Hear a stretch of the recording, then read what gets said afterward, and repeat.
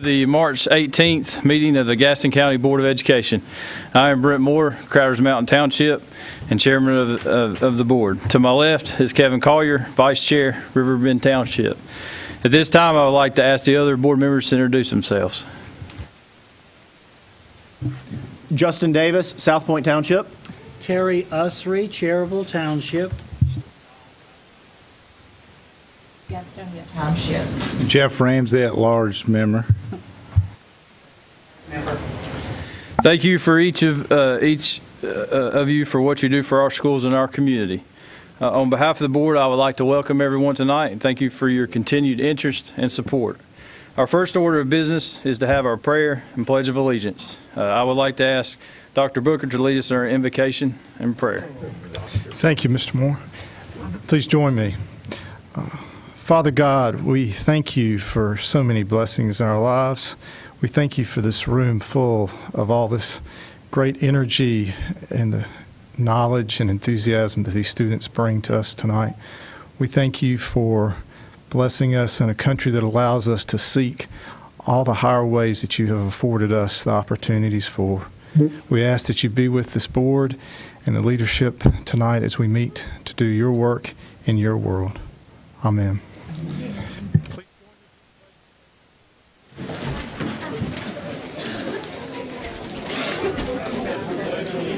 To the flag of the United States of America and to the republic for which it stands, one nation, under God, indivisible, with liberty and justice for all. Was it not great to hear that? Oh, wonderful. Awesome job. Thank you. Our next order of business is to adopt the agenda. You have the proposed agenda before you. I understand that there's no need to go into closed session tonight, so we will remove that from the agenda with that change. Do I hear a motion to adopt the Move agenda? to approve the agenda as edited. All right, I got a first and a second. Is there any discussion? Hearing none, all those in favor of adopting the agenda, please raise your hand. It's unanimous. Our next order of business is to hear good news happening in our schools. Dr. Booker, give us the good news. Thank you very much. I'd like to ask Antoine McLee to come forward, please. Dr. Wilson, can you find him back there?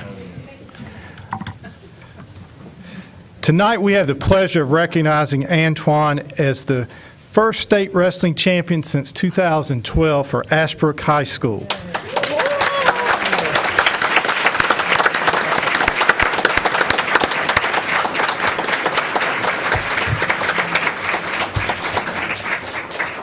He deserves all that applause and more because his record this year, it was pretty discouraging, wasn't it, Antoine? 44 wins, 0 defeats.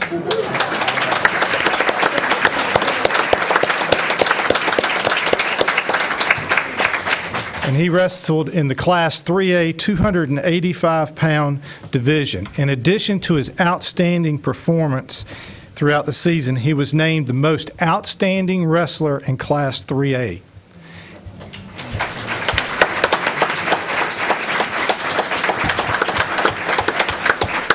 In addition to being a wrestler, Antoine has signed a letter of intent to play football at Mars Hill University. Yay.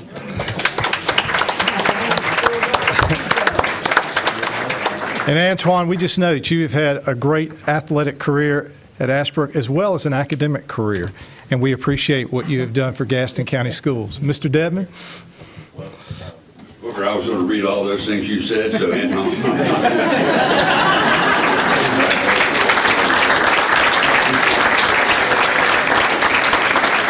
The most important thing is what he just whispered to me is that he has a 3.1 grade average.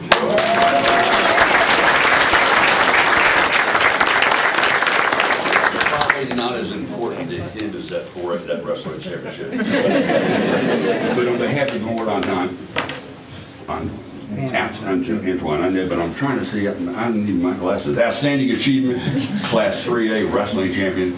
We're very proud of you and congratulations. Would you get your coach and your principal and your parents, are they here? We'd love to have them come out and make a picture. Coach, congratulations. Congratulations. Thank you. Oh, yeah. Why don't you handle that?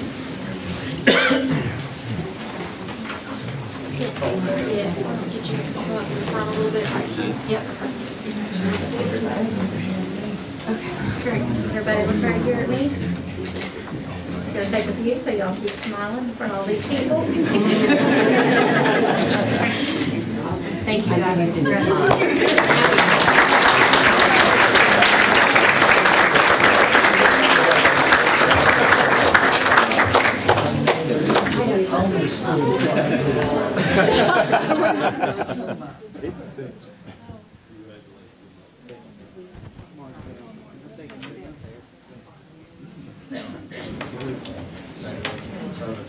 You work hard.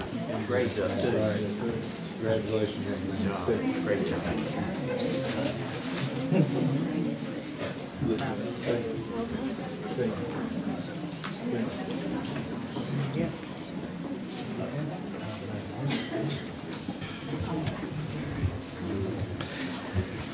Some of you may know that this is the 50th anniversary of Gaston County Schools. And to commemorate that this year, we've been doing a number of celebrations, but one thing that we did was to have our own spelling bee and selected an elementary school and a middle school winner. So I'd like to ask two brothers to come forward, Rex Dover and James Dover.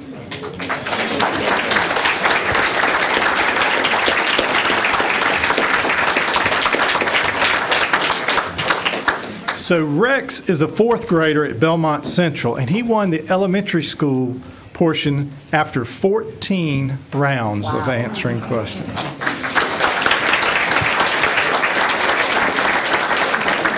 But not to be outdone, James had to do 32 rounds to win.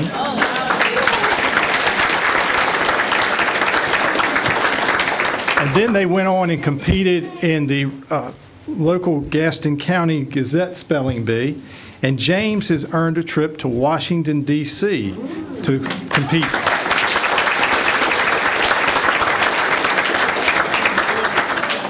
So I guess in your house you don't watch much TV, you just see who can spell what, right? So it is great. Thank you all for the discipline and the dedication it takes to do that, and I appreciate all the work your family has done. I understand you have a brother that also competed as well.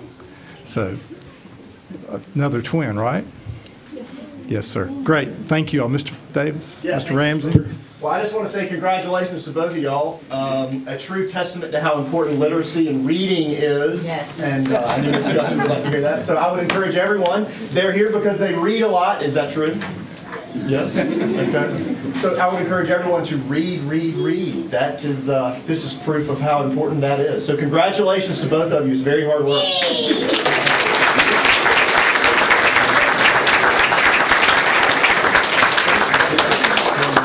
I think their parents are here. Y'all come on up.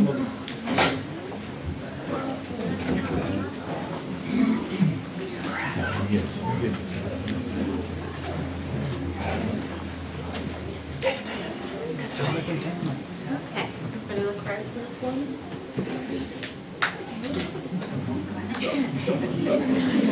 Just a little bit, Mr. Riggs. Thank you very much. Thank you.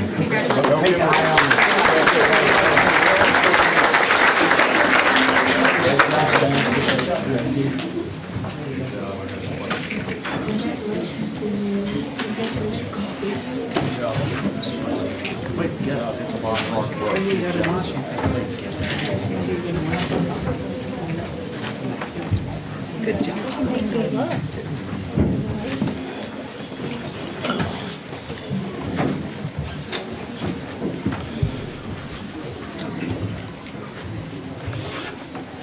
Appalachian State hosted the North Carolina Technology Student Association Regional Conference last month. We had a number of students attend, but two of our students from Southwest Middle School were recognized during the competition. We'd like to honor them tonight. One of the students, Jennifer Uribe, could not be with us tonight, but Aurora Atherton is here, I believe, as well as Cindy. Yes, Miss Miss Hester, we want you to join them, please.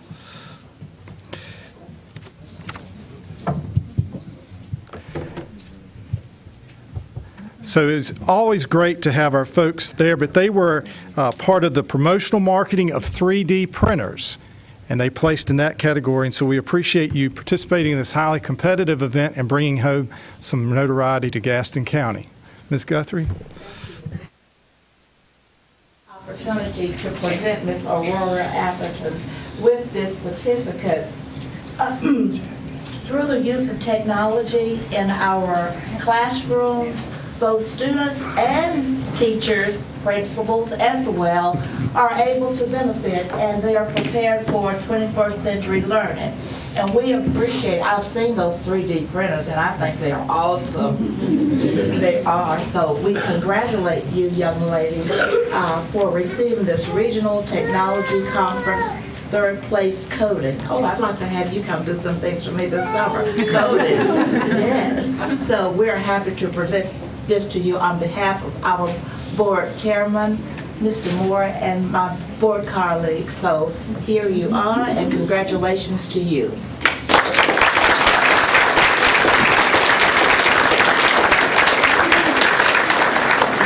And I love coding, so I need to have you. Just a second, Josh. No pressure. Thank you. Great. Would you like to take?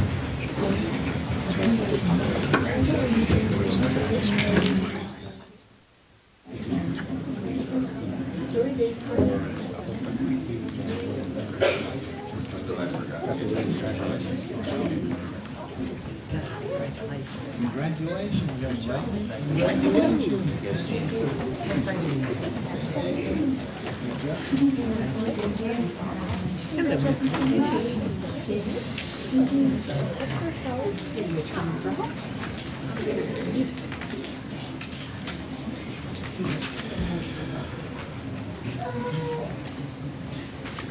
Well, members of the board, many of you will recall that it's been just a few years ago that we started the robotics program.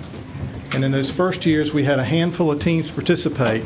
This year, we had 38 teams submit robots to the test with the theme Into Orbit. And this was in commemoration of the 50th anniversary of the first humans landing on the moon in 1969. So we have with us tonight the overall winners of Robo Gaston. And so I would like to invite the teams from Bessemer City and Belmont Central Elementary School to come forward, and then Belmont Middle and Bessemer City Middle. They'll come forward. You just want to do the elementary first? All right, so if we can have Belmont Central and, okay? Okay, Todd, the notes did not say one at a time. I follow directions. So Belmont Central. Phyllis, will you come get some order to this? Where's the principal? Come on up, Phyllis, and help lead your team. You got a coach here?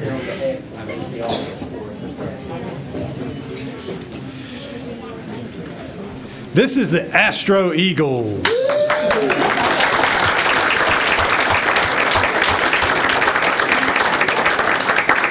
They were the overall winning team in the elementary competition.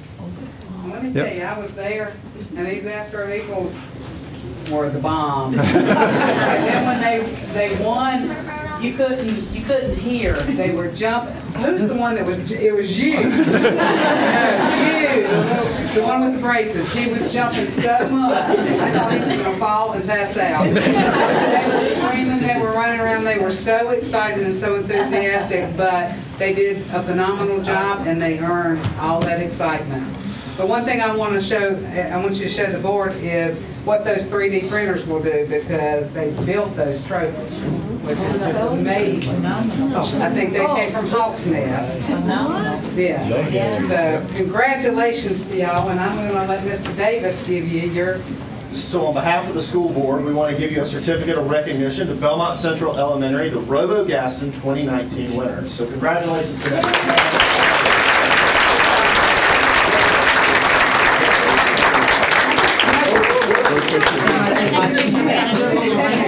Congratulations to all of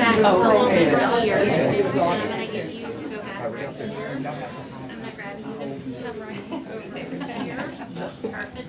Stand right there. There you go. Yep. Okay. And then we're going to grab you. You're going to come with me, and you're going to go. Thank you very much. Right here. Okay. Okay. Everybody will look at me and smile. No pressure. There's lots of people in here. Just keep smiling. They're not looking at you. Perfect. Thank you, guys.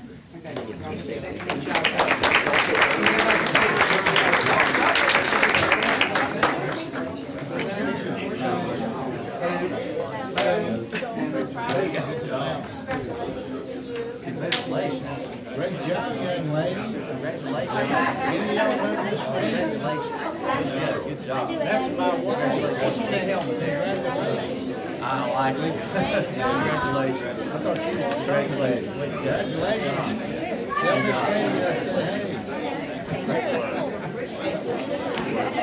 Tell my friends out there. I will.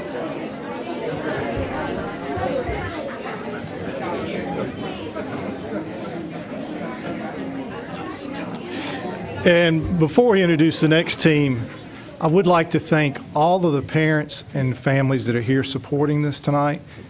Robo Gaston takes an army of people to do it. And each of these teachers and coaches that have worked with these children and students all year long, it's impressive, but none of it happens without parents and the support that we get from you. So thank you for being here tonight and sharing your children with us. So we will recognize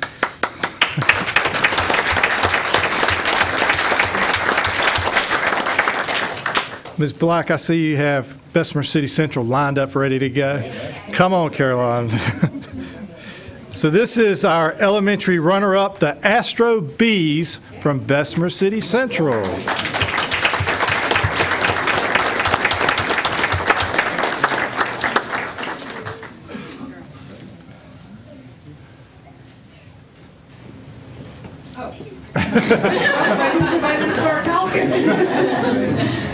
The one thing that I noticed when I go to the robo competitions are how many kids are actually competing.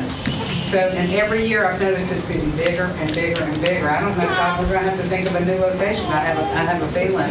I don't know where it's going to be, but that excites me that y'all were that interested in robots. I still don't understand it, but it's fun to watch. Still haven't figured out exactly what y'all do, but congratulations, and I'm going to let Mr. Davis present you with this. If any of you have not been before, it is pretty exciting to watch watching robots do something really that exciting. It is great. The kids have such enthusiasm, and congratulations to y'all on your runner-up finish. Y'all did a great job. So this is a certificate of recognition to Bessemer City Elementary Robo Gaston 2019 overall competition runner-up. Congratulations.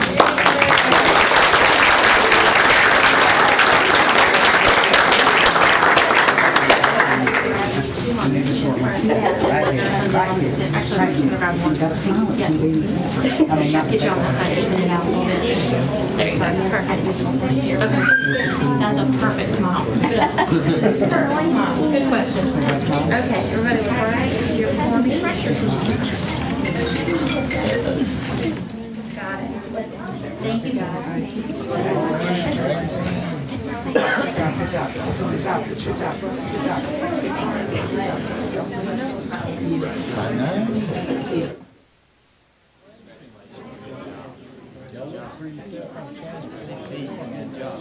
Great job, young man. Good job, young man. Good job. I like the shirt. Game over. Game over. Congratulations. Great job.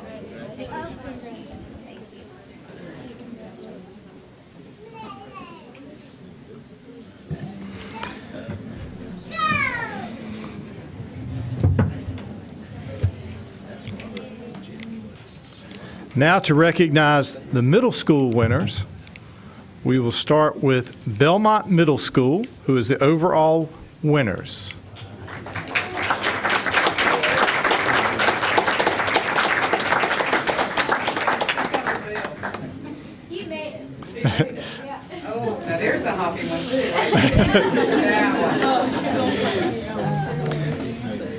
I was going to say the same thing. Well- There must be something in the water at Belmont. They went nuts too, and rightly so, because the competition is really, really tough. And you have to be on your A game, right? Especially the older you get, you have to be more on your A game. Now this one, right there in the middle, he just went wow for everybody and got everybody else just jumping because they were so excited. But well-deserved win. Congratulations. And so congratulations to y'all. We have a certificate of recognition of Belmont Middle School, Robo Gaston 2019 overall competition winner. Well done, all of you, for all the hard work. Good job. Good job.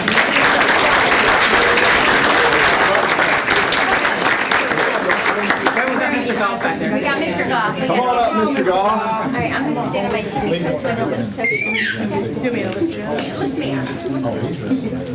Everybody on? I got one leg up. Okay, 1, 2, 3. This is great. Thank you.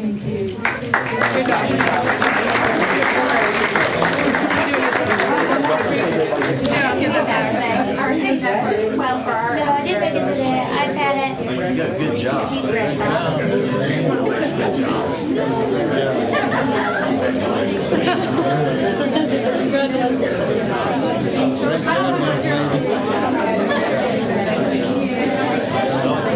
Yeah, I like that bell. I like that. Lego? Hey, I heard that we know what Kelly's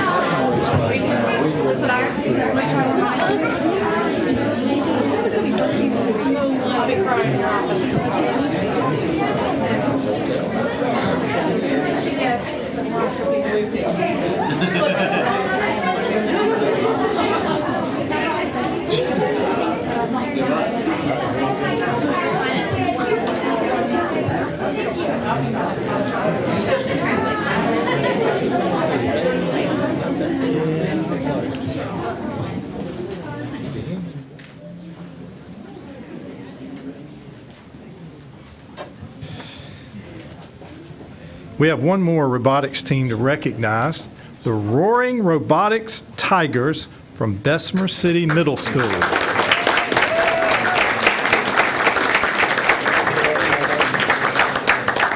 Dr. Mellon, your team's up here waiting on you.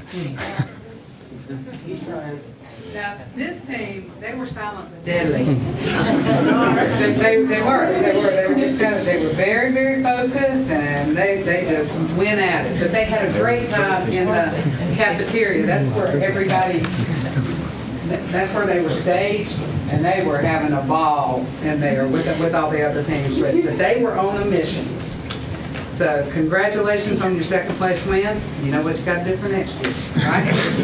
So when it comes to robotics, it's all about the B's. It's Belmont and Bessemer City. So great job from the East and the West. We're really proud of y'all for your hard work. Thank you to the folks who coached and the countless hours that the kids practiced. It is a lot of work, and we know a lot was put into it, so you should be very proud of yourselves. Congratulations. And here's a certificate of recognition to Bessemer City Middle, Robo Gaston 2019 overall competition runner-up. Congratulations.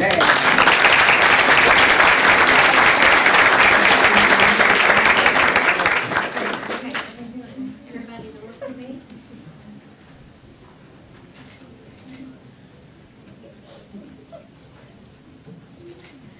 Got it. Thank you. Y'all come shake everybody's hand. Congratulations, y'all.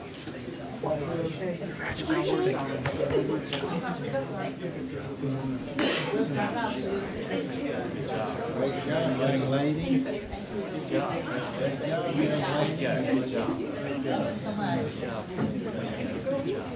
Keep it on forward. Congratulations. So much.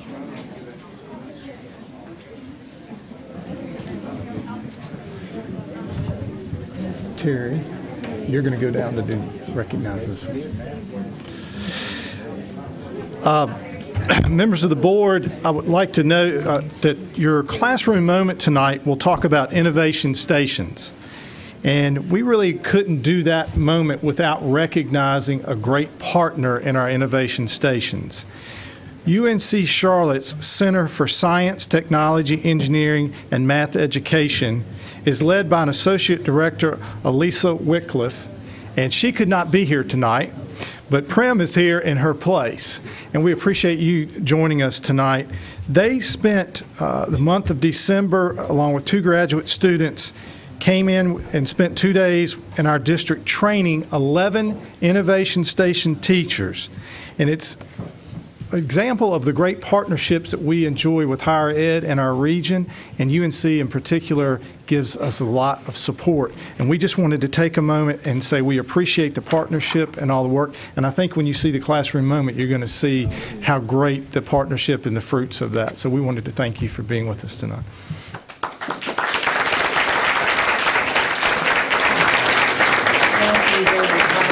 I appreciate the opportunity to present this certificate to you on behalf of the Board of Education. UNC is my alma mater. Yes, sir. Thank you so much. Along with going to the only school that God approves of. Honesty. Thank you.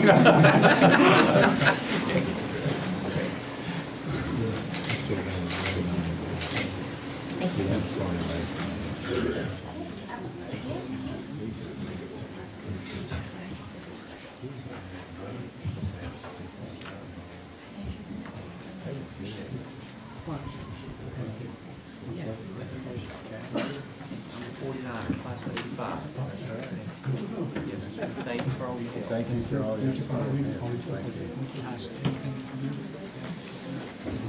We appreciate it. Thanks so much.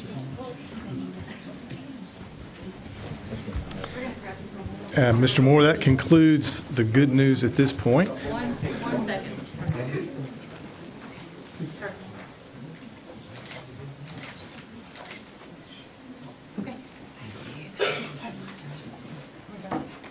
Thank you again. The next item on our agenda allows the opportunity for public expression. Tonight, we do not have individuals who have asked to be heard, so we'll move on. The next item on the agenda is approval or correction of minutes from our past meetings. Tonight, we're asking approval from the minutes from the February 18th, 2019. I need a motion to approve those minutes. Mr. Ramsey? Second. Second, Ms. Cherry. Is there any discussion? All in favor? Please raise your hand. It's unanimous. The next item on our agenda is classroom moments. Our students and teachers do amazing things in our school each day. This agenda item gives us an opportunity to share with some of the members of the board and those watching this meeting. Dr. Booker, what do you have for us at this time? Well, I'm going to ask Mr. Jackson to come forward, and he's going to have some of our instructional technology facilitators and others with him. And then I believe we have some students to share as well.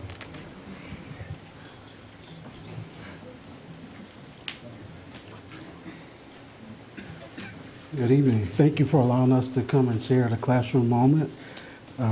Chairman Moore, Vice Chairman Collier, members of the board, and Superintendent Booker. I'm extremely excited to continue our conversation from the October meeting where our students had a chance to attend the Catawba River STEAM Festival with a partnership with UNC Charlotte. So I would like to ask Jennifer and Sandra to come up and lead us through our classroom moment. Good evening and thank you. In the fall of 2018, 5th grade students from 5 of our elementary schools attended the Catawba River STEM Festival of the Energy Explorum in Huntersville, North Carolina.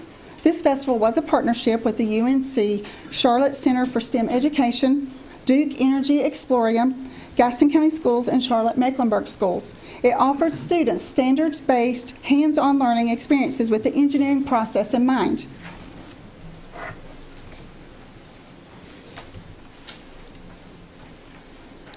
With the enthusiasm and energy that was generated from this experience, we felt the need to provide an opportunity for more of our elementary students to engage in the engineering design process that cultivates critical thinkers and problem solvers.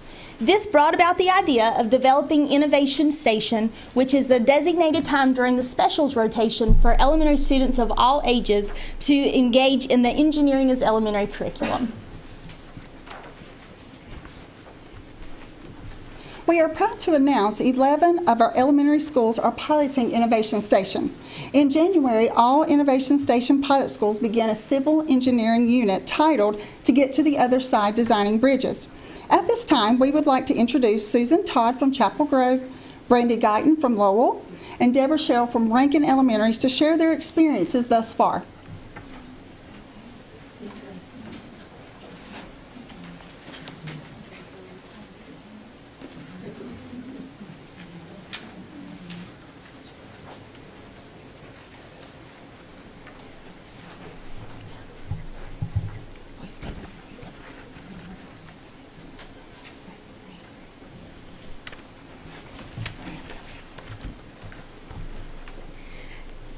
Good evening, Chairman Moore, Superintendent Booker, and Board of Education members. My name is Susan Todd, and I proudly represent Chapel Grove Elementary and Innovation Station.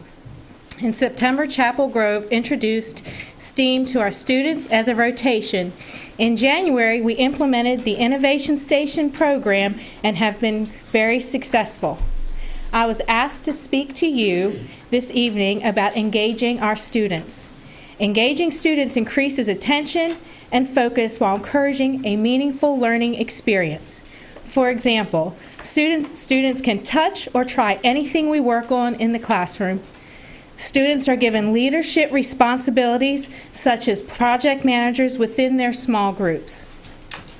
Older students are invited to work with younger students on team tasks, as in reading lessons-based stories.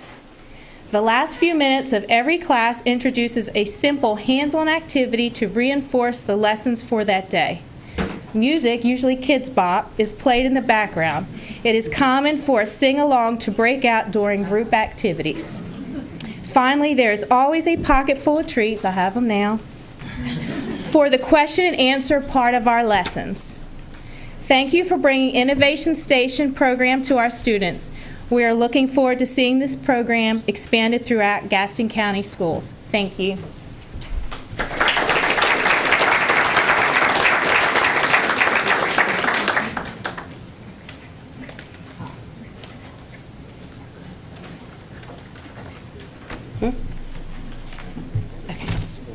Good evening. My name is Brandy Guyton. I'm a teacher assistant at Lowell Elementary School where I teach the newly transformed Innovation Station. I use the word transform because we used to be the computer lab where students sat facing desktop computers the entire time during my class.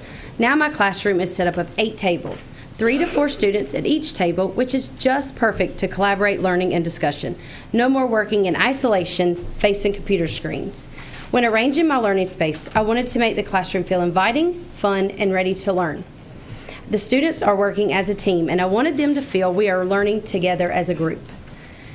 I like for us to have open discussion about the topics and to provide students with the space to collaborate, move, and create together, whether it be having a discussion to create background knowledge or build a model to test our thinking.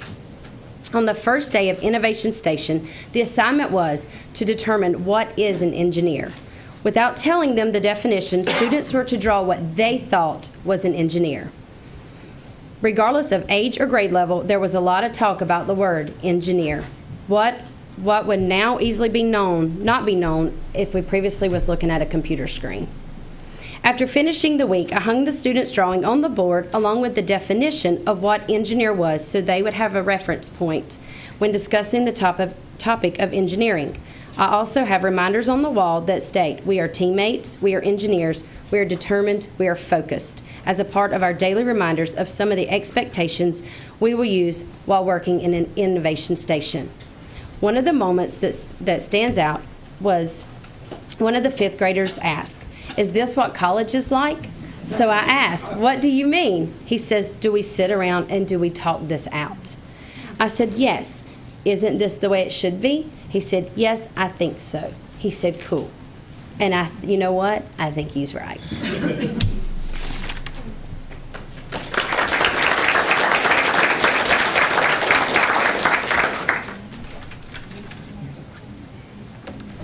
Hi, my name is Gaston. I'm a 5th grade student at Rankin Elementary. I'm here to tell you why I love Innovation Station. I love Innovation Station because of the fun and educational lessons I think Innovation Station helps me learn more about engineering and science.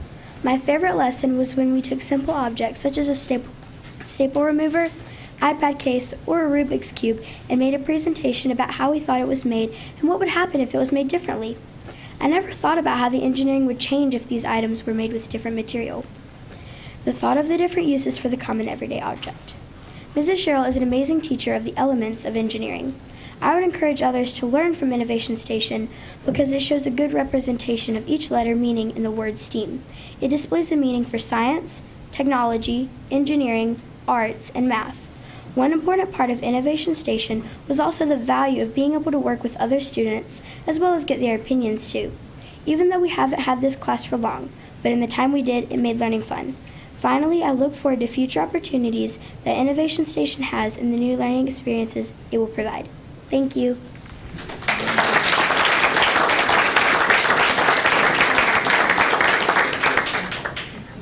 Good afternoon, everyone. I'm Deborah Sherrill from Rankin Elementary, and Addison is one of my 5th grade students.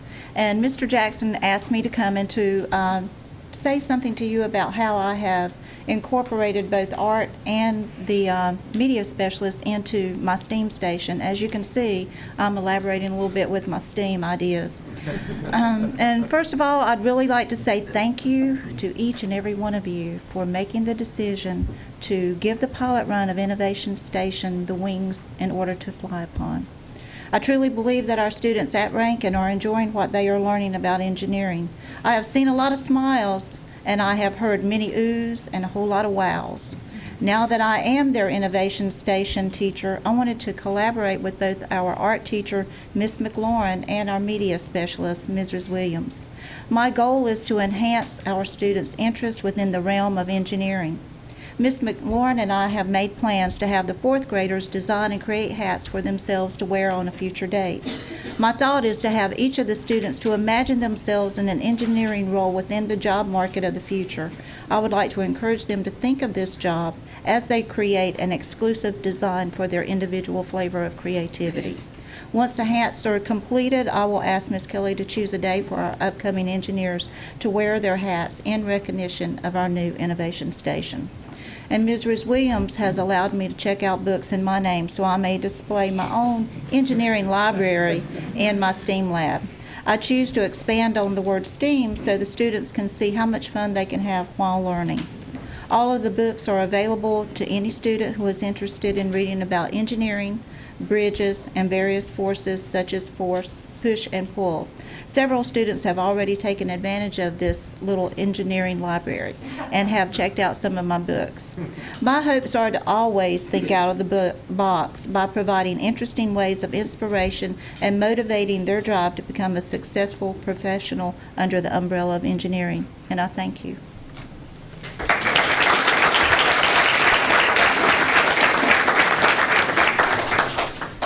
We would now like to ask the Belmont Central, Carr, and New Hope Elementary students to come up and share their exciting learning that they've got going on in Innovation Station.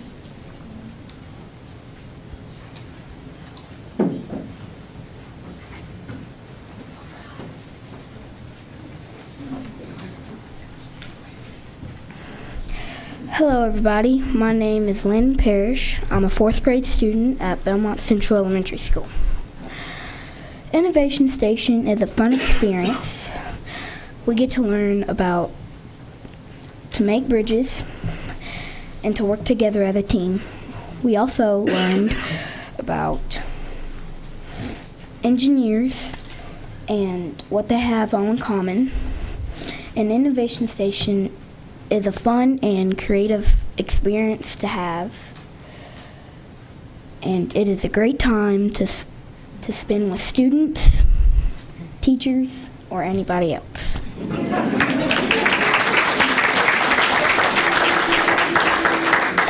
Hi, my name is Sanaya Williams from Belmont Central. I'm a 4th grade student. Innovation Station has created a time where my class can learn in a different way. We first learned about engineers because our first goal was to become an engineer of a bridge. Each group is working on different ways to build a bridge. The class will have a challenge with bridge designs. I definitely enjoy going to Innovation Station. My favorite thing is learning and connecting with my classmates. Thank you.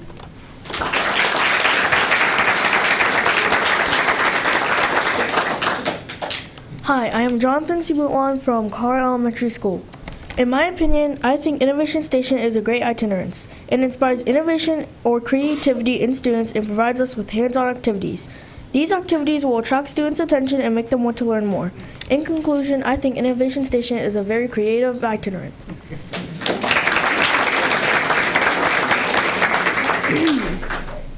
Hi, my name is Cameron Gammon. I'm a 5th grader at Carr Elementary School. I think Innovation Station is great because you learn about technology and engineering, which could turn into a career someday. In Innovation Station, we learn to work as a team to create and design bridges. And as we collaborate and communicate, we are forming great friendships. My favorite part of the program is learning about bridges, technology, and engineering. That's why I love Innovation Station.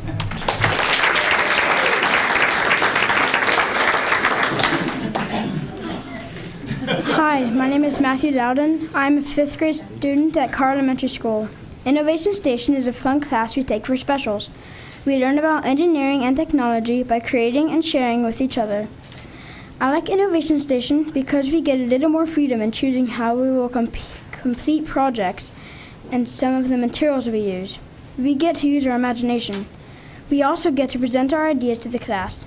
Innovation Station is a class that can help other classmates become friends because of the amount of teamwork we use. It teaches teams to work together as we discuss ideas.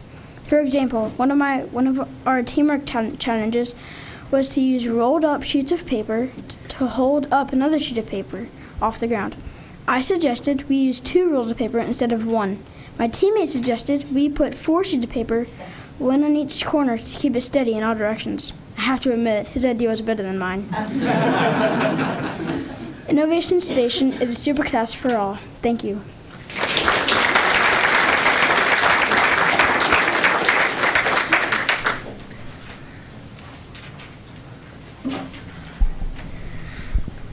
Hi, my name is Carly Holman, and this is what me and my classmates have learned.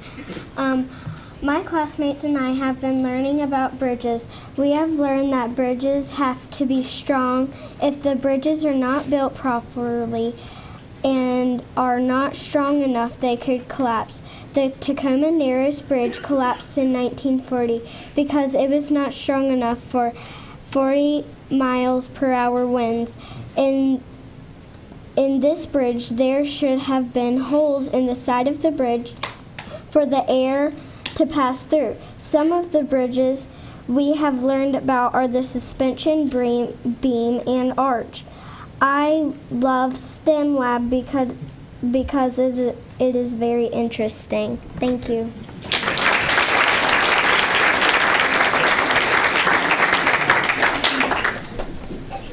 In Innovation Station, I have learned what the definition of an engineer is and what the definition of technology is. In Innovation Station, I have learned multiple types of engineers. I also learned the engineering design process. I hope to learn about extra materials you can use for a bridge. I like Innovation Station because I have learned a lot about engineering, and it makes me more interested in being an engineer someday. Thank you, Ms. Green.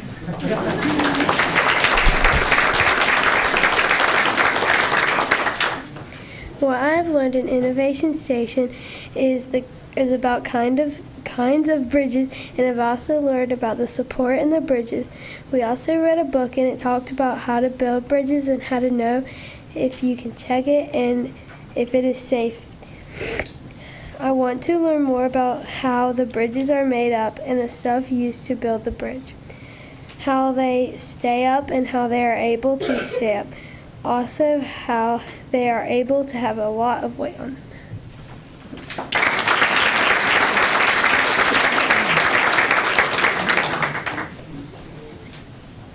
In the video portion, you will see highlights from Brookside, Kaiser, Tryon, Sherwood, and North Belmont.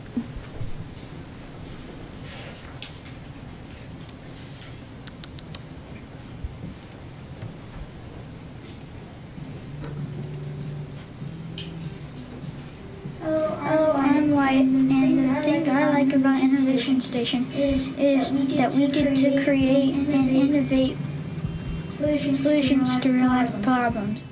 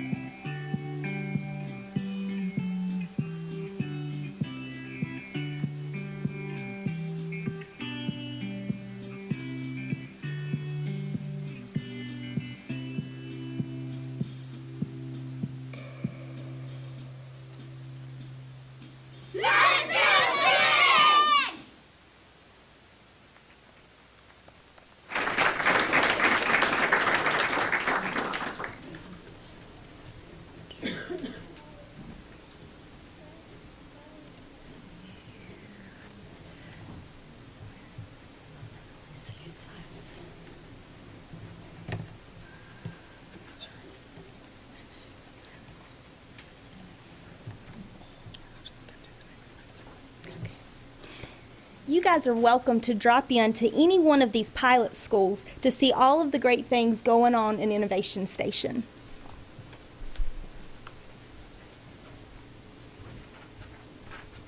Again, thank you to UNC Charlotte as one of our partners.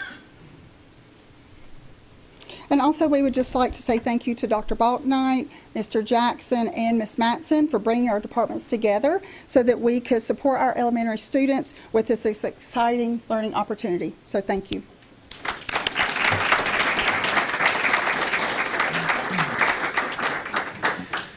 Hang on one second. I think we got some comments here. Yes, you do. First of all, I just want to commend you on a phenomenal job, a job well done. And you know what? I think you ought to rise and give these children and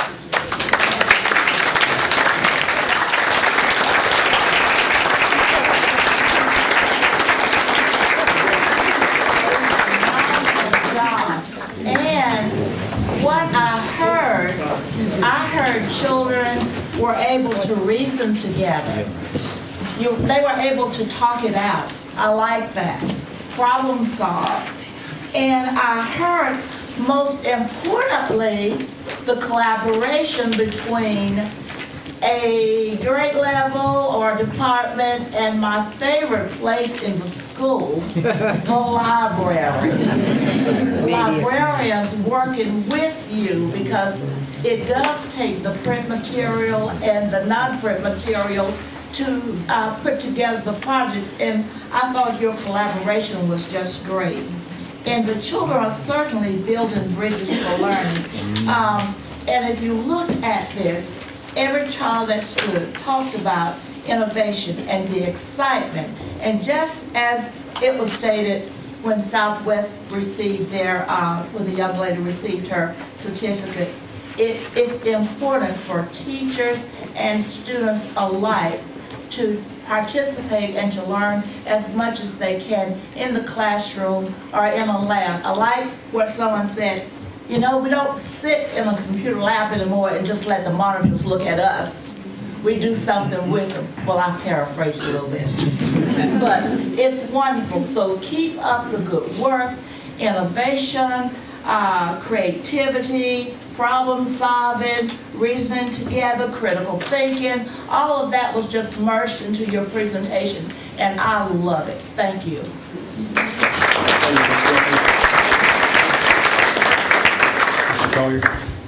Mr. Chair, I'd just like to thank the parents and especially the children that came out this evening. A lot of them have left, but each one was well-spoken and such a professional, and I just want to applaud. And I saw y'all fist bumping, giving high fives. You should do that all the way home, because y'all did a great job, every one of you. Just an excellent job speaking. Thank you.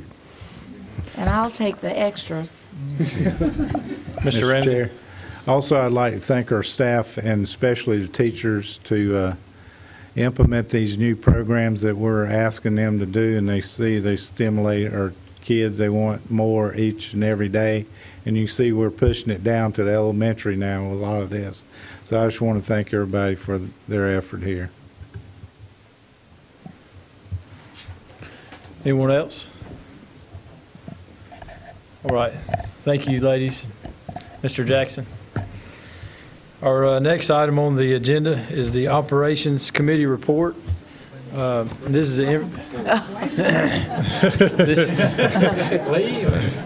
this is an information item, and Mr. Hall. Mr. Hall. The operations. We're gonna wait until Yeah, just wait.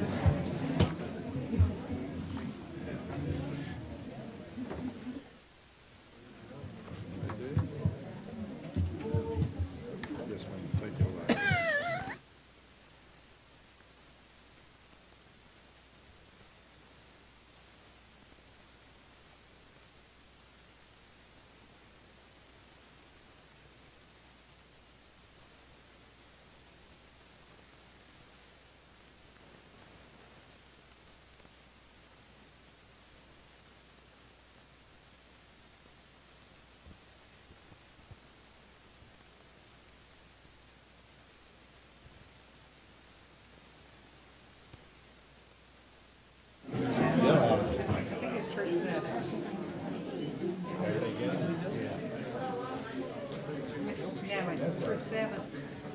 Okay. Group 7. First United Day. Go ahead, Mr. Hall. I'll do it after you. I'll do it after you. Also see President Delta Sigma Theta back there, Social Action Committee, if we're ready. Go ahead, Mr. Hall. Go ahead. We had the Operations Committee meeting Monday, March the 4th at here in the boardroom, 4 o'clock. We had Kevin Collier, Jeff Ramsey, myself, and Lee Dedman, and present was Gary Hoskins, Morgan Houchard, Joey Clinton, Bill Farnsworth, Paul Williams, James Beckford, Chip Irby, and Sierra Ray. We had several discussions. One of them was Stanley Middle School, where they had done the walkthrough, and phase 2 was 80% of the storm drain. They said it had been completed, grading the field site because of the weather. You know, there's been a big delay of this construction project. Also, some good news is Belmont Middle School, 95% has been cleared, graded, and approximately 20% of the footing has been done. And once you get the footings going, the building takes off. But capital projects are currently listed on the county website. Also, signs are being placed in front of schools to show bond dollars are being used at this site. Director Paul Williams updated us on the transportation department. He shared with us, you know, and I'm new at this, but our school buses are traveling 2,160,000 miles per year, and that sort of astonished me, you know, and which is 12,000 miles per day. We have 238 buses in the Yalla fleet, which includes regular route buses, and we have spare buses as well in case we have one to break down, which is good. And we also have 47 white activity buses, and these are the ones that carry to special occasions and ball games and things of that matter. This time of the year, where our Human Resources Department does most of the recruiting, according to statistics, last fall they had 22 early contracts signed by student teachers to be employed for 2019-2020 school year in some capacity. We're currently working with UNCC to offer a cohort for school administrator's degree. It will be offered at Gaston College on the Dallas campus. The Board of Education approves budget amendments and transfers each month. Assistant Finance Officer James Beckford discussed these budgets transactions in details in the committee. The staff is currently using a software called SunPack, and in 1 to 4 years they will have to change the software. In 2016, the school business modernization systems passed the General Assembly in an effort to modernize computer systems. As a result, the current AS400 mainframe will soon be replaced by, is that Ed Cloud? Okay, so it's a cloud anyway. And we also received bids on South West Middle School and South Point High School, and they're saying it'll take approximately 7 to 8 months to complete the roofing project at Southwest Middle School. And that was, roofs are pretty high now. That was $983,676. And the South Point came in at, correct, I think $1,788,000.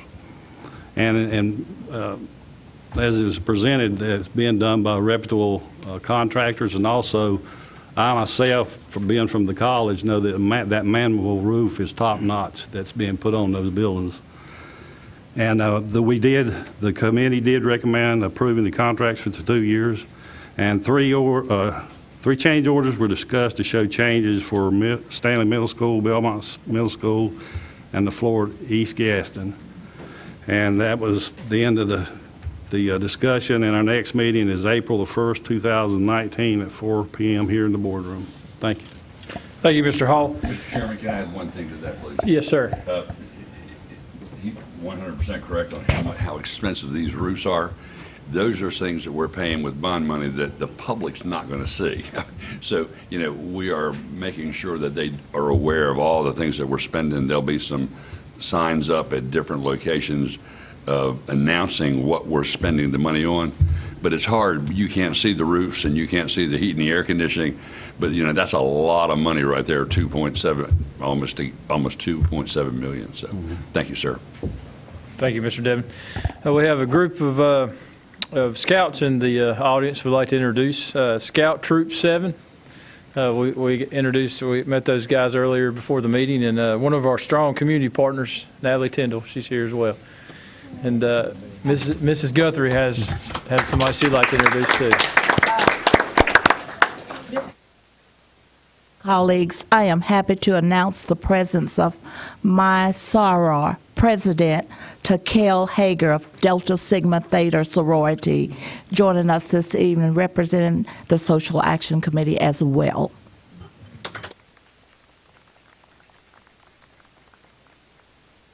Thank you guys for being here.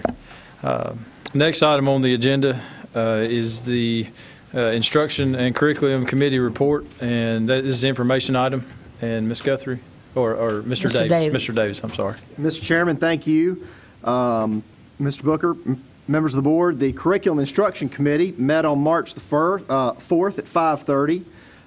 Staff shared information with us on the North Carolina Reform Model Annual Report submitted on March 1, 2019. We discussed that first, second, and third grade students who attended the summer 2018 reading camp maintained or increased their reading levels when tested at the beginning of the 2018-19 school year, which was some more good news that we were glad to hear. Students in grades K through 12 must meet local Board of Education requirements in order to be promoted to the next grade. And we talked about the policy updates for local standards that will be presented to the full board upcoming, okay?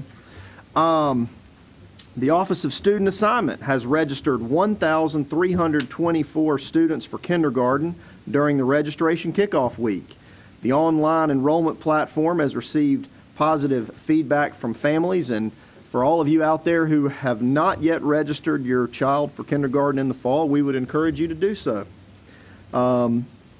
All K through 5 teachers will have professional development at a Math ELE Summer Institute for 1 week in July. The following week, rising 4th and 5th grader students from Sherwood and Woodhill will receive additional instruction support from teachers.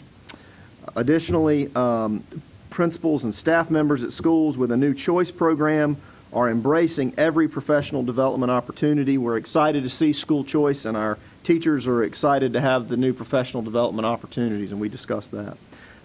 We adjourned our meeting at 7:10, and Ms. Guthrie, I assume our next meeting is also on April the 1st at 5:30. Is that right?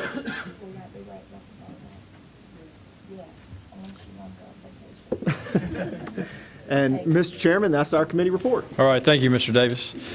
Our next item on the agenda is the Gaston Early College High School calendar for 2019-2020, and this is an action item, and we have Mr. Clinton coming to present that to us.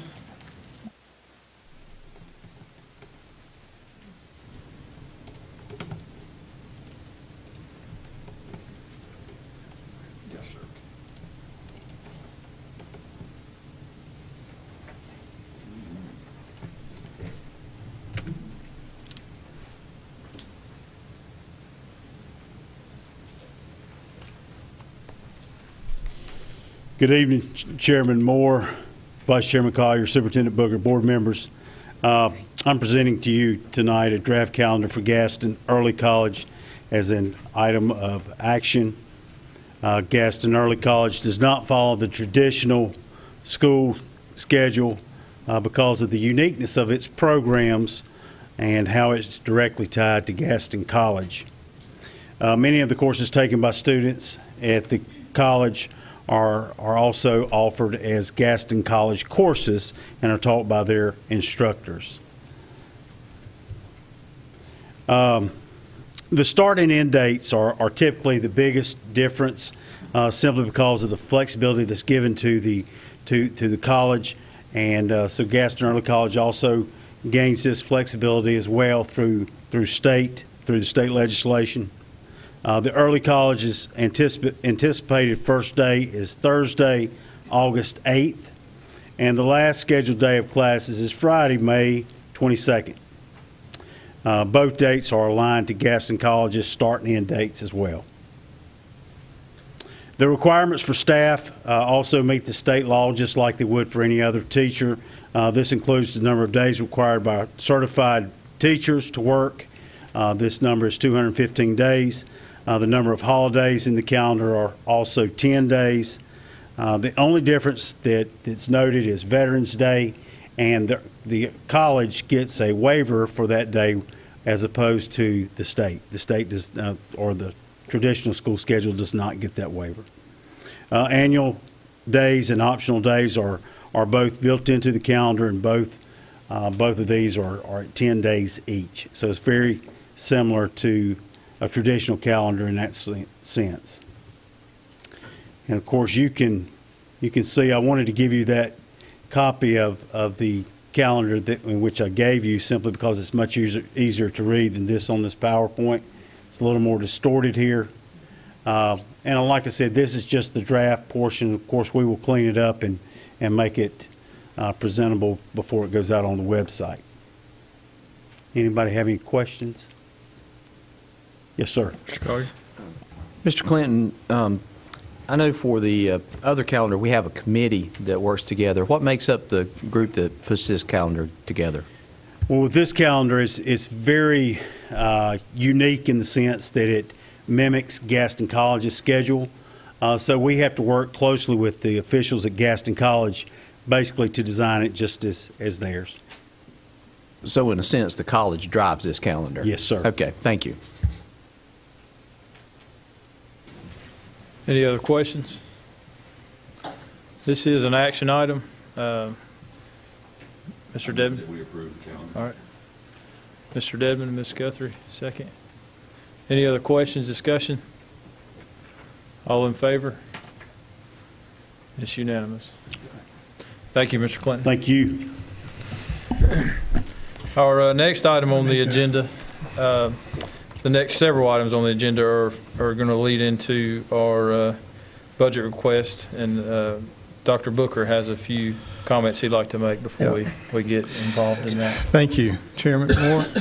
Members of the board, tonight you will receive our recommended 2019-2020 budget, and Mr. Hoskins will conclude the organizational part of your meeting with that on item 16. But before that, you're going to see some presentations that will focus on the work we do to improve our overall success in Gaston County schools. First, Ms. Matson will discuss the important role that technology plays in supporting the way our students access information and engage in learning with teachers and their peers. Then you're going to hear about some of our summer student offerings that we have this summer, and then you'll see a policy that addresses about student promotion and accountability, and then we'll review the many different ways that our instructional team engages our diverse student population in an effort to provide learning opportunities that fit each of our individual students. The curriculum for elementary, middle, and high schools will be shown at what we do to support that curriculum with various programs, and also the training that we believe is necessary to have a highly qualified staff. Also, our choice programs next year will require funding. All of this is what we believe leads to a growing district, which you've seen great results on our growth in our students and our schools, and then obviously for proficiency in our students. All of this will make up what we will present as the superintendent's budget.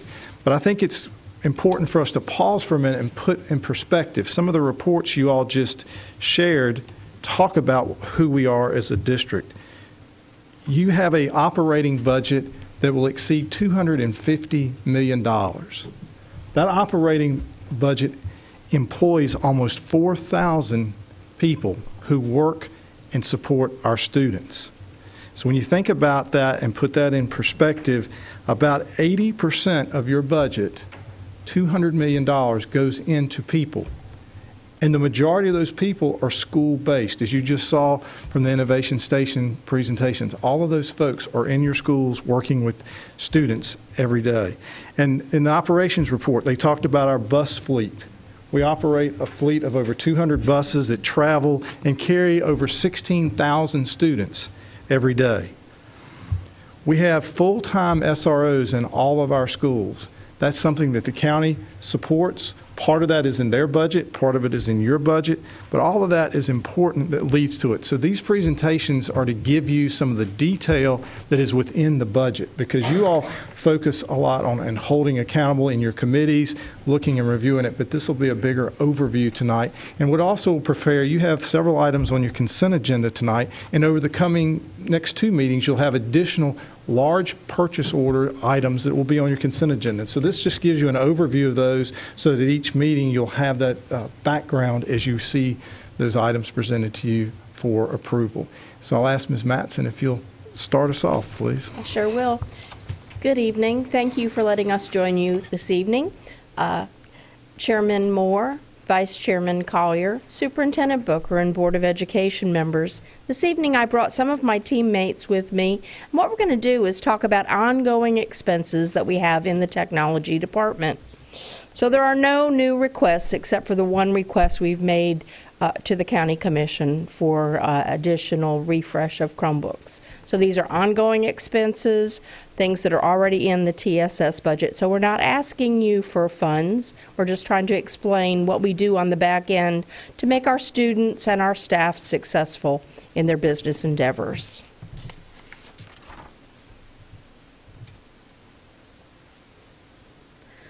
All right. Good evening. My name is Brianna Hodge. I'm a network engineer in TSS, and in our district we currently have a combination of voice over IP phones and analog phones, just your plain old telephone lines. The contract that we've signed for telephones expired in 2014, is expiring, and we put out an RFP for bid. We received responses from 4 different vendors: Segra, Granite Communications, AT&T, and Spectrum Enterprises. Based on price, technical response, other cost factors, as well as prior experience, it is our recommendation that we renew our contract with our current provider, Spectrum Enterprises. The new contract would begin on July 1st, 2019, and continue until June 30th, 2022, with an additional 5 one-year optional renewals. This item has been placed on consent for your agenda.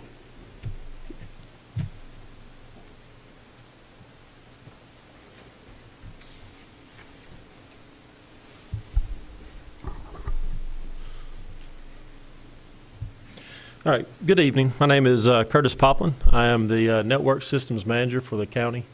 I'm going to speak about 3 items that will be for future consent concerns. Starting off is our SmartNet, SmartNet with Cisco. SmartNet is a yearly renewal agreement that provides both service, support, and licenses for our network switches, our access points, and our voice over IP systems. By purchasing SmartNet, we are able to replace failed equipment. We're able to upgrade operating systems as well as apply security patches. Also, we are able to support issues, configurations, software bugs, and hardware issues that may go on, as well as maintaining the required licenses for our telephones and to operate for them to operate on our network. Next is our content filter.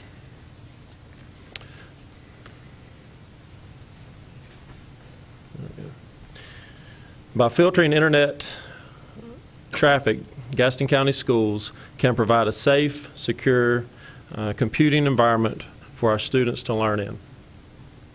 It also helps the district comply with the Child's Internet Protection Act, better known as SIPA, along with protecting the network with the system from system threats as well as malware. By remaining SIPA compliant, this allows our district to be eligible for federal E-rate funding that helps us pay for our connectivity to our schools. Lightspeed is the product we use for managing content filtering. Lightspeed is a purpose-built for the educational environment, offering GCS the ability and the flexibility with our policies and reporting features.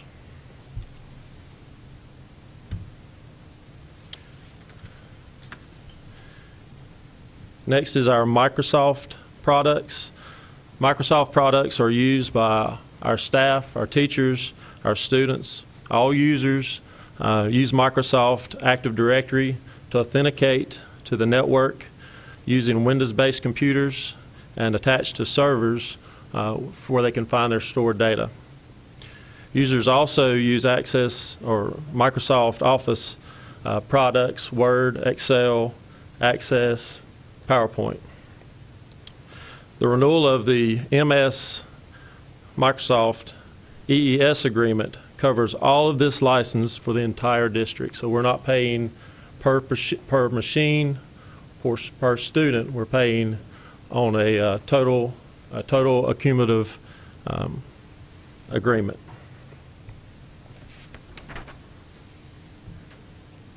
All right, my last item is GCS has a separate network segment at a different location supplied by a different internet provider. This connection diversifies our wireless traffic from our wired traffic.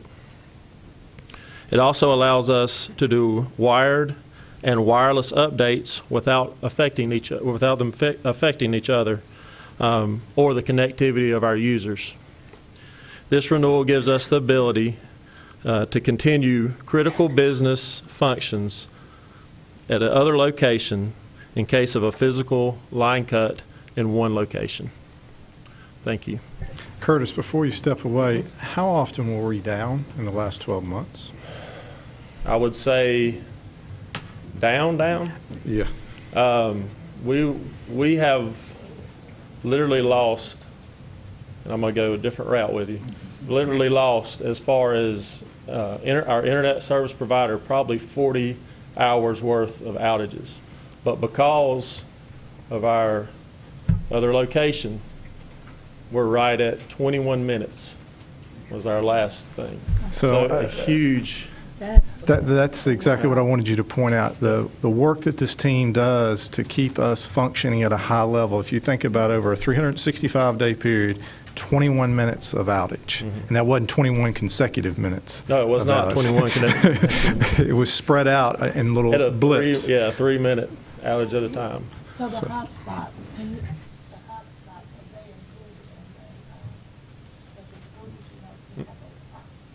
Right. They are, well, yeah, they're functioning off of that. That is correct. Actually, it's actually pretty cool the way right now we have it set where our central office sites and our elementaries, they function out of off of one internet provider. High schools, middle schools, a separate one. So that gives us, and they're going all the time. It's not a off. This one's working one time, and this one's working next or picks up. They're both processing data right and left, and our students are using it. We're growing. Since I've been here, we went from 150 megs coming into our district. Now we're looking at 10 gig coming into our district, and that's just at one site. So from the other site, we're looking at 5 to 10 there too. So pretty amazing the growth that we've seen. One more question. You mentioned software buds. Are they the buds that are purchased for children, or is the buds? Oh no, just in other words, things that like if the provider runs into an issue or things like that, we're able to go ahead and upgrade those devices, upgrade their system, upgrade their firmware by purchasing that SmartNet license. If we didn't have it, we're stuck with the bugs that they've given us. So, yeah. You're welcome.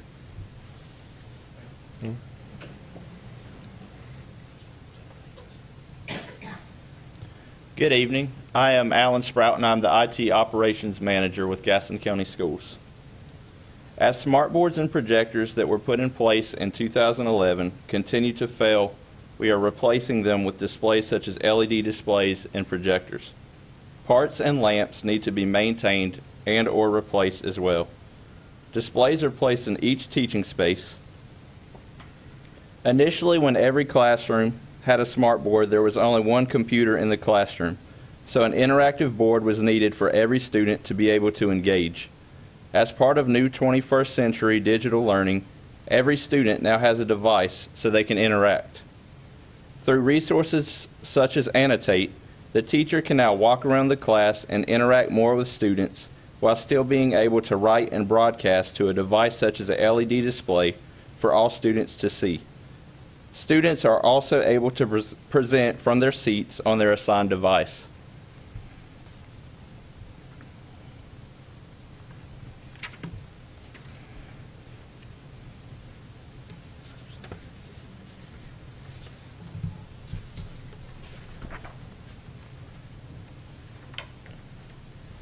Any purchase by the district as a whole exceeding $90,000 and utilizing federal funds for purchase from Titles 1, 2, 3, or 4 must be formally bid in the case of technology. Under the federal Uniform Guidance Procurement requirements, an RFP will be prepared for purchases of computers and peripherals from July 1st, 2019 through June 30th, 2020. Items to be bid out include Chromebooks, desktops, monitors, Chromeboxes, charging carts, and document cameras.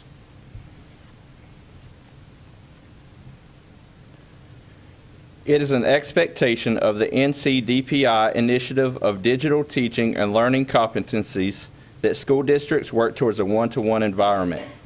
Currently, all of our schools have reached this goal with the use of both Chromebooks and iPads.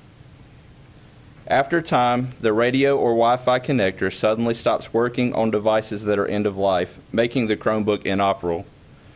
In addition, Google drops support of Chrome devices when they reach 4 years old, which makes these devices unable to receive automatic updates of the latest operating system version. Software vendors require up-to-date operating systems in order to support and run their software. We have 2,117 Chromebooks that were put into service prior to July 1st, 2015, making them 4 years old or older for the 2019-20 school year. We are estimating that, as with others implemented within this time period, that these devices will fail and will need to be replaced. An additional 8,862 Chromebooks were put into service between July 2nd, 2015 and June 30th, 2016. We project 1/3 of these will need to be replaced during the next school year. Therefore, we need to plan to replace 5,071 Chromebooks. We have made a request to the County Commission for this funding to be included in our budget.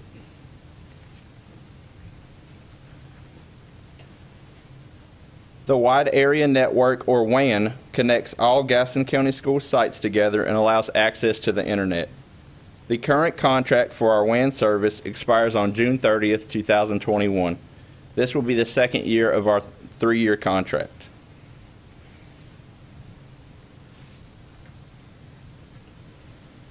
Cell phones are provided for safety and security to a variety of staff, including principals, assistant principals, central office staff, and bus drivers.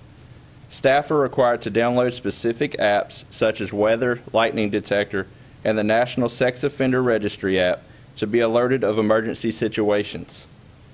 All school administrators are also enrolled to receive automatic sex offender alerts every time there's a potential match on the ID management check-in stations.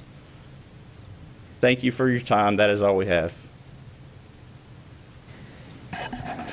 Any questions? Comments?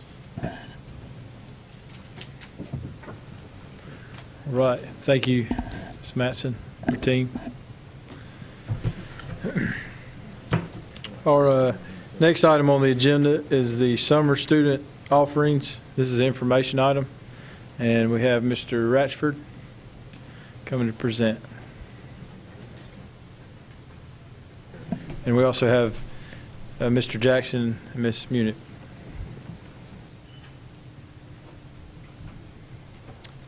Good evening, Chairman Moore, Superintendent Booker, and members of the board. We wanted to update you guys on some summer programs that we're going to be having in a few months as the school year is on the downward slide.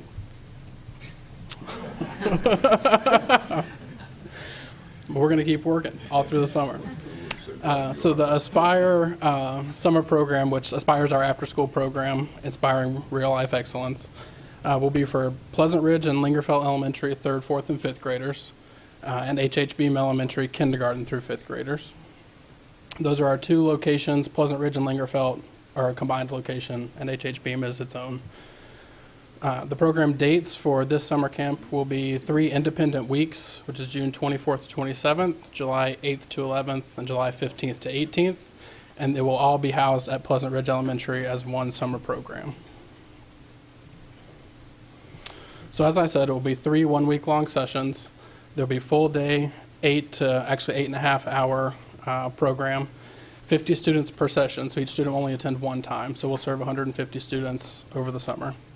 We will employ 8 to 10 local teachers, and this is fully grant funded through the 21st Century Community Learning Center, so there are no costs for students and no funds from the district being used for the program. We will provide bus transportation in the morning and the evening. I've spoken with nutrition. We will provide breakfast, lunch, and dinner while they're on our campus during the program, and we will also provide them a t-shirt similar to the one in the corner there through the company that we're going to work with to offer the camp.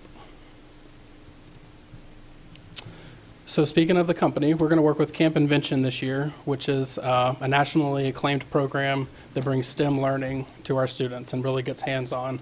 It's offered through the National Inventors Hall of Fame, so it takes today's matters of real-world problems and allows students to get hands-on experience with problem solving, STEM learning, creativity, and collaboration.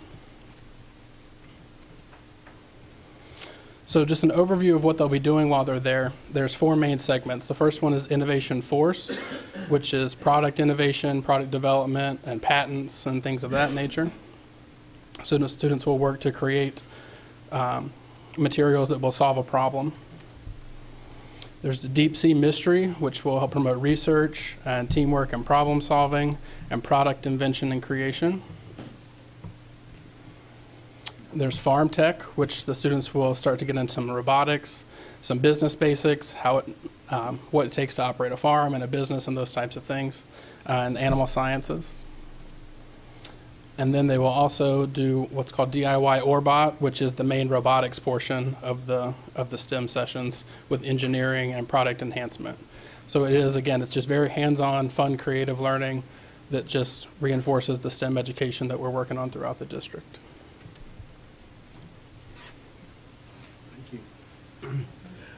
For elementary, we will have our traditional summer reading camp for 1st, 2nd, and 3rd grade students, and this is our theme for the summer, Universal Stories. And I know someone asked the question of how do we get our students to attend summer reading camp, and when I was at my job alike meeting a few weeks ago, the literacy person for the state was giving us stats for the number or percent of students that attend summer reading camp around the state, and it was right at about 42%.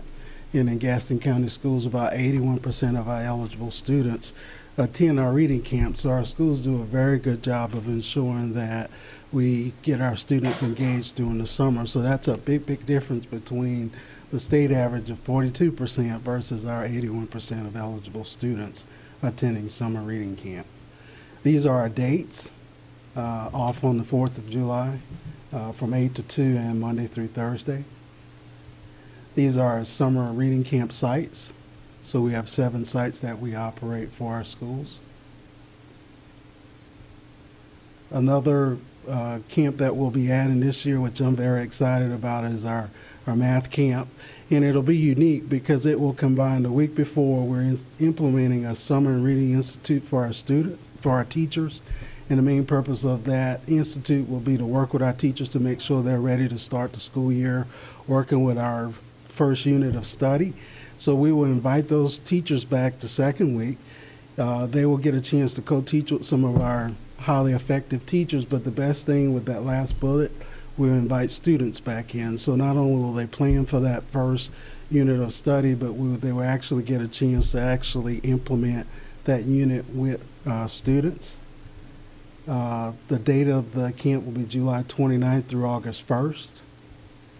And teachers will work from 8:30 to 3:30, and our students will be there from 8 8:30 to 12:30, and we'll have some really exciting activities also for our students during the camp.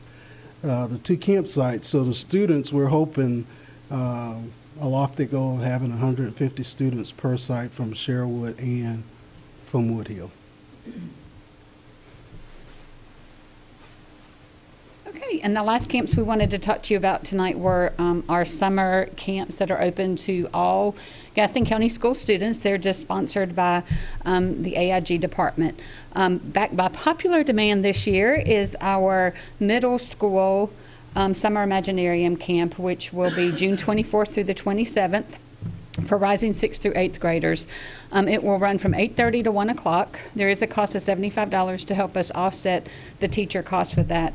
But we've already had parents that came last year. We had about 85 students attend, and we've already had calls about when is it going to be again. We're excited to have it, which leads me to the elementary option that we will have this year for rising 4th and 5th graders. Many of our parents that had middle schoolers attend last year asked if we would have that option for their elementary students this year.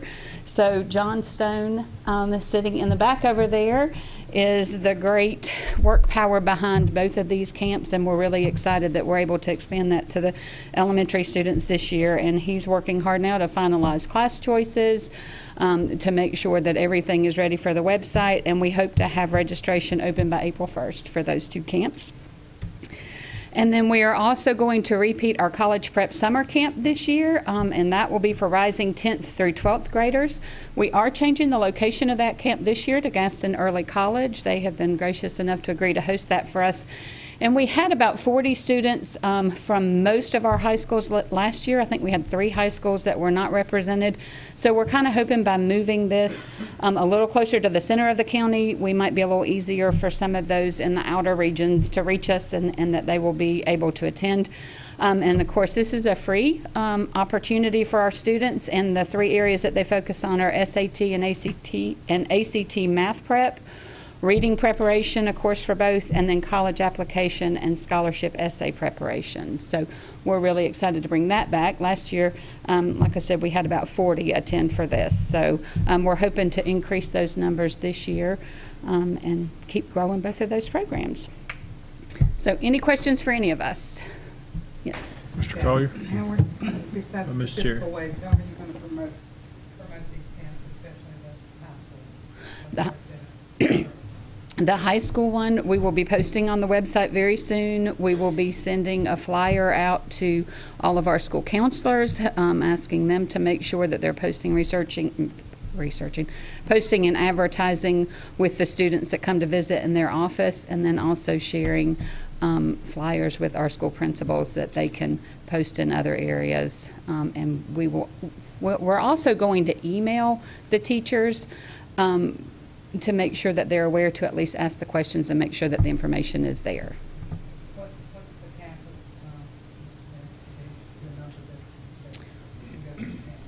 of For the high school? For the high school, we really don't have a cap for that, because if we have enough interest, we have some other teachers that we can reach out to hopefully come in and help us. So we are hoping people will register and let us know that they're coming so we can be prepared. And the same right now for my camps for the elementary and middle. I think we could easily double what we had last year and reach 150 on both and still be able to meet the student needs for both of those weeks. Yes, but we'll do our best, to find more people if we need help and the interest is out there. Yep. I have a question. I didn't hear anything mentioned about the public library and the cooperation or support with them, because I do know that this is a collaborative thing. Yes. The universe, a universe of So stories. they've always been a part of our summer reading camp. So there's always that partnership especially with the Wild Card, and that'll continue this year. Okay, so that information will go home? Yes. Okay, thank you. Mr. Collier? Okay. I just want to commend you all because I think the summer camps are great. There's real learning going on there. It's not just for fun. I mean, I remember the old days when it was just, you read a little bit and it was more fun. But there's real growth taking place, which is exciting. I think parents are figuring this out too. I'm even more excited about the participation that we're having. And Mr. Jackson, 82%. That's just phenomenal. Hats off to each one of you and your staff. I mean, that's just a great job that we have this kind of demand for summer school. And I can't help, but I just got to say this, with the news this past week of all the college entrance scandals that have been going on. One of the big problems that a big complaint is that students, not every child can afford or parent can afford a tutor. And it's nice to know that Gaston County, it may not be a private tutor, but we offer an opportunity for ACT and SAT preparation. And I'm proud that we're able to do that for students because, it's a big deal to get into college. It's very competitive. And as we found out this past week with the news, that the playing field isn't fair. So I'm glad that Gaston County helps in that way in our Gaston County schools. Thank you. Ms. Cherry? And that's one reason that I wanted to find out specifically about high school, because it is free.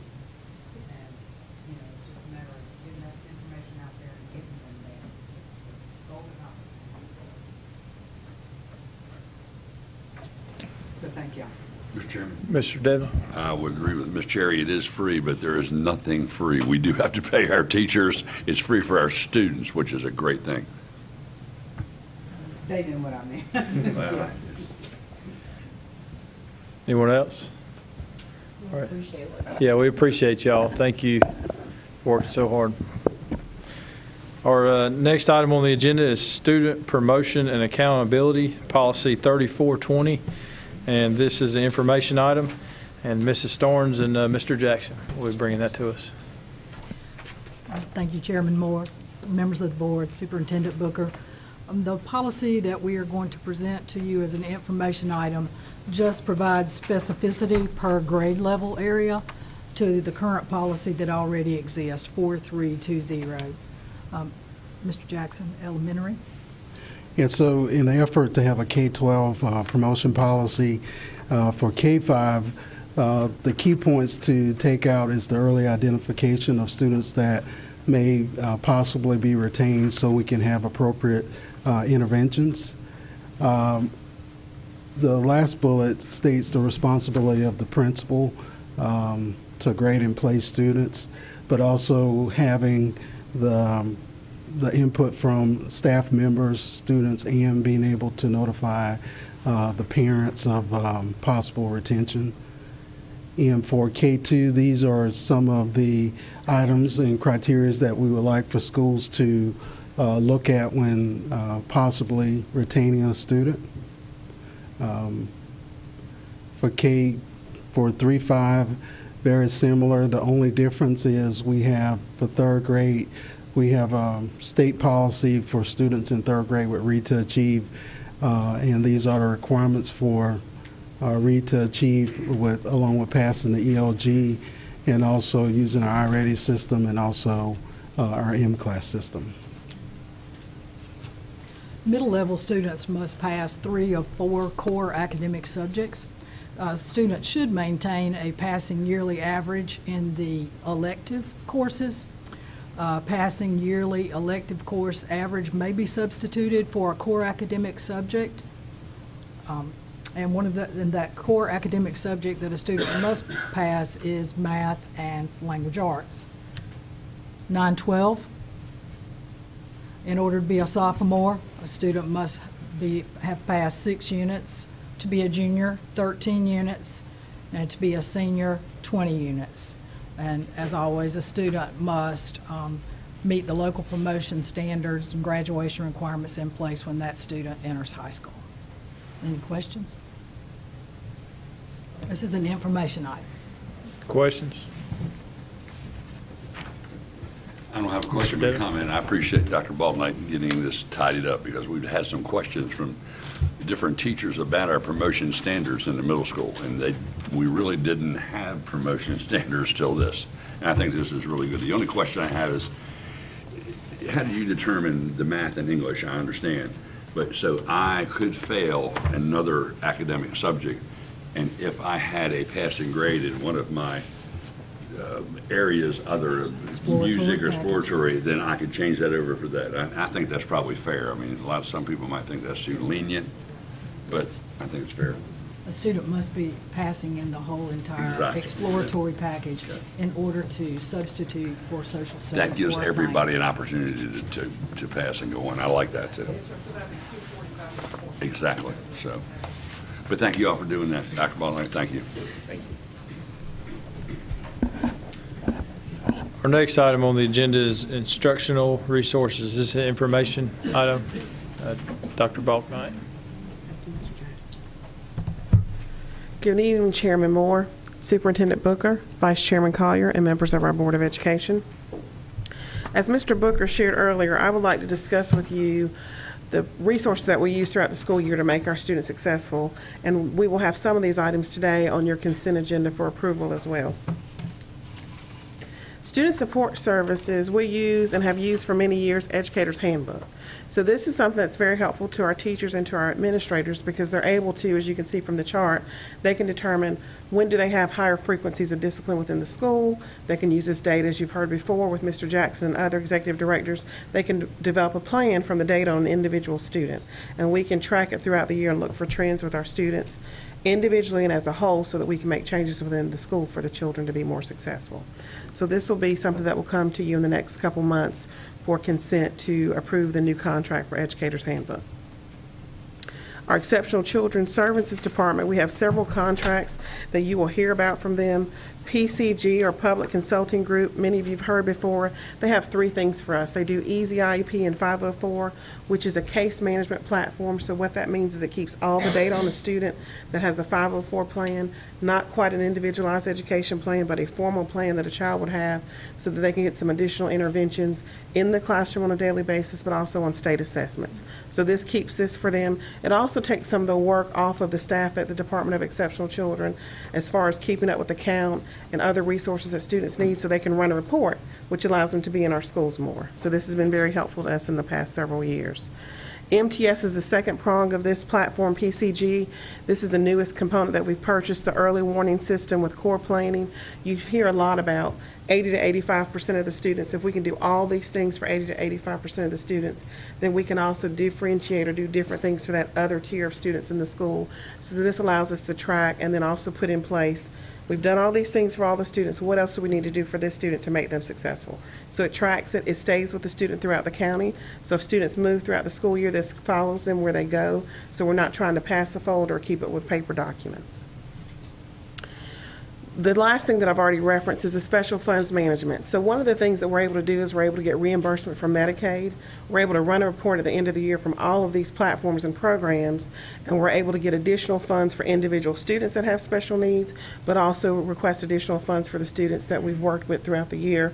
Potentially, if nurses have worked with these students, social workers and others, and get additional Medicaid funding to support our exceptional children's programs. Our Community Residential and Developmental Day Funds, we're very familiar with this. Many of you have gone and visited and supported Holy Angels. That's our partner group that's been approved by the state. That's where our most severe and profound students with special needs attend, and we use these funds to offset the cost for them to attend the school. So our elementary, this year, this will be a new expense, K1 Phonics. We have talked for several years now about the workshop model and Lucy Calkins and the New York Teachers College. This is the last component that we want to put in our literacy program, phonics. And you know that that's the foundational piece or component of literacy. You all remember when you were in kindergarten or first grade and you were sounding those letters out? Mr. Davis is shaking his head, so maybe first grade.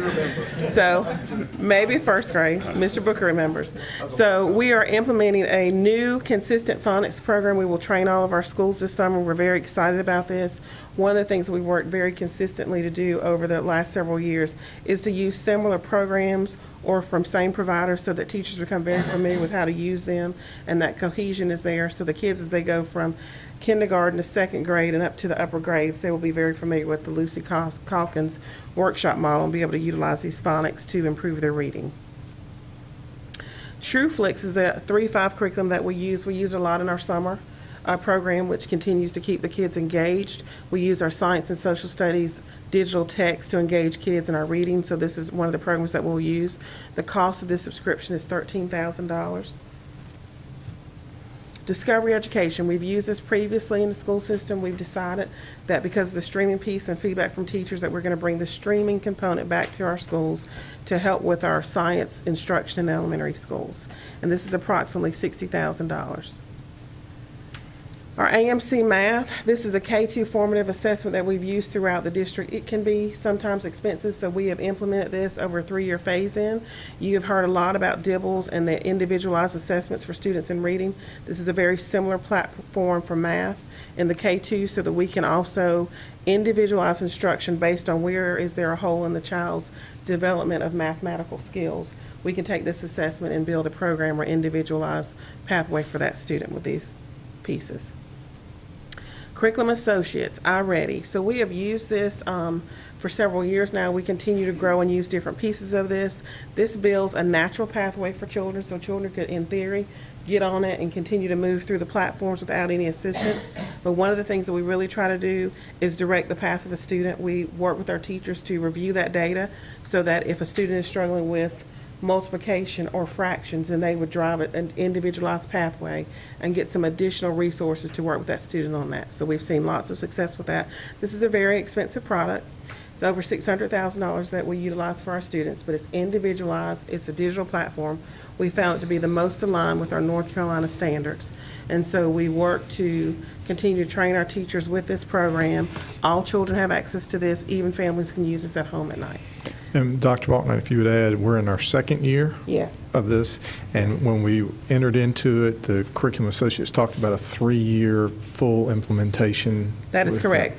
Mr. Booker, Dr. Booker is correct. We continue to add additional pieces. We now, in this year, we're really digging in with our teachers to, once you find out where a student is on their pathway, then how do we individually support them and not just have them on a computer in the classroom during the day working independently. And if I can add just one thing here. As a parent of students in our system, I will tell you that you are correct. Students are using this at home. I have seen my children using this. So just wanted to make sure everybody knew that it is being used at home and not just in the classroom. So. We appreciate and we're glad to hear that, Mr. Davis, because oftentimes kids can go home that are really interested in either showing their parents where they are and what they're doing, or I need some additional help. Then you as a parent can follow along with them through the pathway and iReady at home. So thank you for sharing that. So in our middle schools, so we talk about Curriculum Associates and iReady. That's the digital platform that we use, K-8. Ready is our math resource, and that's actually a book and additional other resources that are on a digital platform as well. We've used this for multiple years. In fact, the first year that we used this, we did something very similar to what Mr. Jackson described that we're going to do for elementary. We pulled our teachers in and had an intense week of training for our math teachers, and then brought our students in the next week to preview the first unit of the math curriculum in middle school. We've had great success with our Ready program. We also know that our children for years have used math investigations, and this product builds on how they have learned how to do math. So we've seen great growth in our student data and our student achievement in math in middle school, and we attribute a lot of that to the work of our curriculum facilitators, our teachers, and our Ready partner. Heinemann, this actually is an extension of, we've heard a lot about Lucy Calkins. We are doing that in middle school, but we found that this Cornelius Minor actually used to work for them. Now he's branched off on his own, so you'll hear more of his name in the middle school. Mr. Minor, he's excellent. He really engages with the middle school math teachers. Middle school ELA teachers, and makes it relevant for them. So he'll come in for about $12,000 and do a lot of modeling and provide instruction for our teachers. So we're going to pull our middle school ELA teachers in the summer to work with him, with our curriculum facilitators, and then we'll work throughout the year as well. Our reading and writing project, again, that's the continued partnership for about $22,000. We've talked a lot about our Homegrown Institute. Again, our middle school teachers, when they're working with Mr. Meyer, they will also spend time just reviewing the resources that we provided for them. All of our middle schools and literacy use our Lucy Calkins workshop model materials, and so we have really focused and done a really good job, our middle school teachers have, on small group instruction. And that's not something that is typical in a middle school if you were to go to another district, that they're doing small group instruction. But to really know where a child is with their reading level, you need to pull them in small group and you need to hear them read.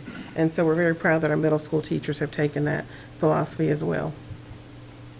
High schools, Mr. Montgomery is not with us, but you will know that he talks quite a bit about Shift the Norm. We have great excitement in our high schools. We have done this now for our second year of Verso Learning. They're actually from another country. They come over and they train our teachers, and so this is a very similar model to what we've done in elementary and middle, where they work with the teachers, they give them feedback, they do some lesson design, the teacher provides the instruction, and the instructor from Verso Learning is in the back giving them feedback and giving them suggestions as how you can do it better, how can you engage better with students. And this is really good as we make the shift, as Mr. Montgomery would say, for our teachers, that they're not standing in front of the students, but they're a facilitator of learning. So this has really worked, and we plan to continue to grow our cohort of teachers. We started this first year with 26 teachers that applied to be a Delta Fellow, so they had to complete an application. That included a video. They were selected for the program, and they were able to participate in this as well. And now we intend to add 80 additional teachers, because we think the way to really institutionalize practices in the district is to touch our teachers with intense training. That's one of the things that Gaston County, I think, should be very proud of, the level of training we provide for our teachers. We hear that quite often when teachers come from other districts. They thank us, and they've said to Mr. Booker, Dr. Booker, we just talked about this recently, that they have not ever received this level of training from other districts before. And it's important for us to work with them and coach them as they learn their craft. Turn It In. This is actually a literacy program that's at the high school level. Sometimes, unfortunately, we have issues with plagiarism and other things. It also gives students some feedback, but this is for all of our high school teachers, not just the English teacher. We're able to use this with our students to help them improve their writing skills. That's one of the things, as you all talk about college entry, is students have to be able to write to go to college. And so this is one of the things that helps support that. It's a cohesive solution that would support them in that. It's a little under $40,000 a year for our students and teachers to have in our schools. IXL Learning, we continue to build our math areas. You've heard before lots of things at the elementary and middle level about digital platforms for math. This is now our high school platform, IXL Learning, and we'll use this with our Math 1 students. Edgenuity, this is a program that we're in our 4th year of using this. This is our online platform for the Gaston Virtual School. We've had great success there. Also, we use it for high school credit recovery. We have even started using it with our exceptional children that need to be on homebound services, so they can get direct instruction from a teacher of record in this content area, but then also the support from an exceptional children's teacher. So we found this to be a better strategy to use with our homebound students as well. Gizmos is new and exciting. We continue to work and grow our science program, and so this also will impact our math, but it's an interactive, science-based program where the kids will get to do activities, lab activities. The great thing is that we don't have to necessarily build a lab for these lab activities. A lot of these things will be housed online that will include coding and some of those other great things. So we're very excited. We sampled this year and had great success and positive feedback through a grant, and now we're going to incorporate this in grades 6 through 12. SchoolNet is something that our Department of Public Instruction provides. Our high schools are able to use their assessments through SchoolNet, create those assessments, and then our teachers individually, K-12, can create classroom assessments in this program and pull down some sample items as well. School choice. So here again is elementary, middle, and high. We had great success with our lottery that occurred on last Friday. And so just want to share with you some of the training that has already occurred. You will see on the consent agenda a Leader in Me contract for about $182,000. That covers the cost of all the curriculum for our 4 schools. If you notice, Carr Elementary is not a choice program school, but it is in the Dallas feeder, and those children will feed into Friday. So we're including all of those schools in our training for Leader in Me, so they'll have common vocabulary and common strategies and get to participate in those activities. So that will provide the training for those teachers. We're going to bring them in this summer for a week of intense training, and then also training throughout the school year, and then the curriculum that would come with it. They actually just completed a couple days in South Carolina. About 25 of our staff attended and had great feedback about how engaged and how great it's going to be for their students. And then our Technology and Industrial Engineering Academy, they actually left the state to go to some training. And I think Ms. Cherry ran into one of the teachers at robotics, and he couldn't stop sharing with her how excited he was about Yeah. And he was here actually tonight, but how excited he was about Project Lead the Way training. Mr. Booker and I were actually at another school visiting, and they had the banners and the certification. I was so excited to know that our students are going to get that Project Lead the Way training. They can actually take an AP course, if you'll recall, as a part of this program, Project Lead the Way at Bessemer City High School. So we sent the middle school and high school staff off for training. Well, they'll integrate that Project Lead the Way, or engineering concept, which is what you heard all tonight, into all their continuity classes. So we're very excited. Any questions? I don't have a question, but I want to say one thing. You did a great job with the choice lottery.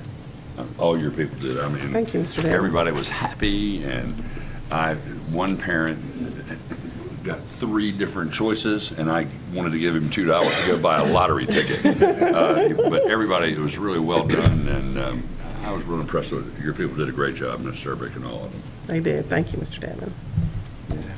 Mr. Collier. I just want to say this Board of Education can be proud of the professional development that takes place with our leaders and our teachers especially. And I'm sure, Dr. Balknight, you've heard the inverse of what you just pointed out is when teachers do leave us, that they are more prepared and way advanced when they enter other school systems. In fact, one comment back to me that the teachers that arrived could have run the building. So that's quite a statement to say how advanced our teachers are from the professional development. I know a lot of them think it's, it's gotten back to me and many other board members. Sometimes they get the intense trainings like getting information through a fire hose, but it's in the end, I think they're all better for it, and especially when we start seeing it make a difference in the classroom and the practices. So I just want to know this board can be really proud of what's going on in our professional development from top to bottom. And may I say, I just want to brag a little bit. In addition to the Leader in Me conference in Columbia, your staff from Dallas came to Counter Elementary School in Clover, South Carolina, so it was good to see them there. I wanted to also ask you, it's important for us to have the technology, the devices that we need, because many of the applications and programs will need that type of technology in order to run smoothly. You mentioned one of the flicks. Let me go back to it. TrueFlix. Yes, ma'am. BookFlix. Are we using that too? That's the comparison between the fiction and the nonfiction. I'm familiar with that. I'm going to look at Mr. Jackson. I hate to say today that we have so many at the elementary level. Mm-hmm. Let me follow up with you to confirm that we're using the BookFlix as well. But to me, looking at where you have the different software applications, no child in this district should fail, because you have afforded each area the opportunity and the training from the teachers to do well. And we applaud you for that. And all the special folk out there, Miss Marty and Mr. Jackson and Carrie, Dr. Bostic, we applaud you for your work, because you have to enjoy it in order to pass it on to the teachers, and then they will, show their love and support in the classroom as facilitators now, which I like.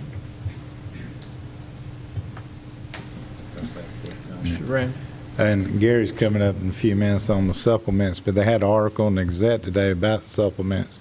But I liked what the teacher said at Holbrook Middle School when she said, I came to Gaston County Schools for an excellent school system they have, not for the money, but the money don't hurt either.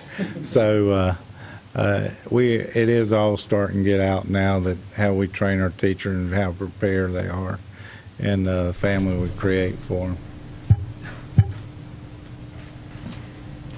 Anyone else? I would like to thank this board on behalf of the teachers in Gaston County, because in years past, when other districts stopped funding professional development, we continued. And people say, what are you doing in the summer? We're very busy, and so are our teachers, getting ready for the next school year. So we try not to do so much, Mr. Collier, during the school year, but we certainly offer them every possibility of training in the summer, and we work with them when we can and provide stipends. So thank you. Thank you, Dr. Balknight. Our next item on the agenda is Superintendent's 2019 2020 budget request. This is an information item. And Mr. Gary Hoskins. While Gary's loading that up, recognize his presentation tonight represents a culmination of several months' work, starting with surveys back in the December, November area, and he has met with departments, gotten input from the various schools on needs, and so this request represents all of that coming together tonight to present to you what we believe we need to fund the 10th largest school district in North Carolina. So thank you for your work, Mr. Hoskins and your team.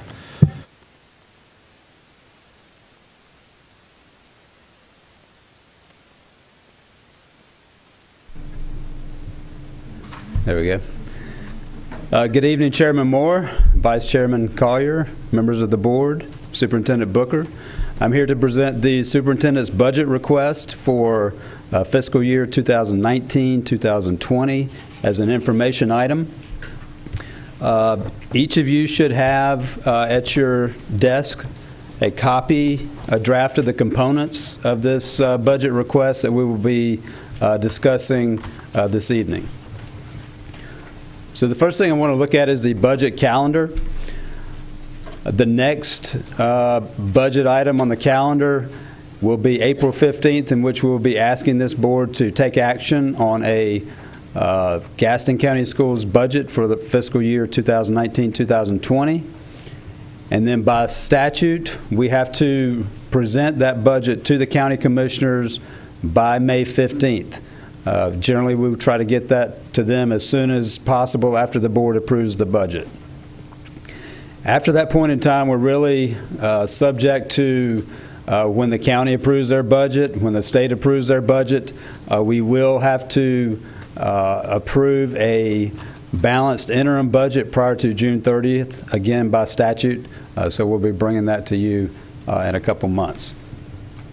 So the first item we want to talk about is state funding. That's our biggest component of our total budget, roughly 65% of total revenues last year.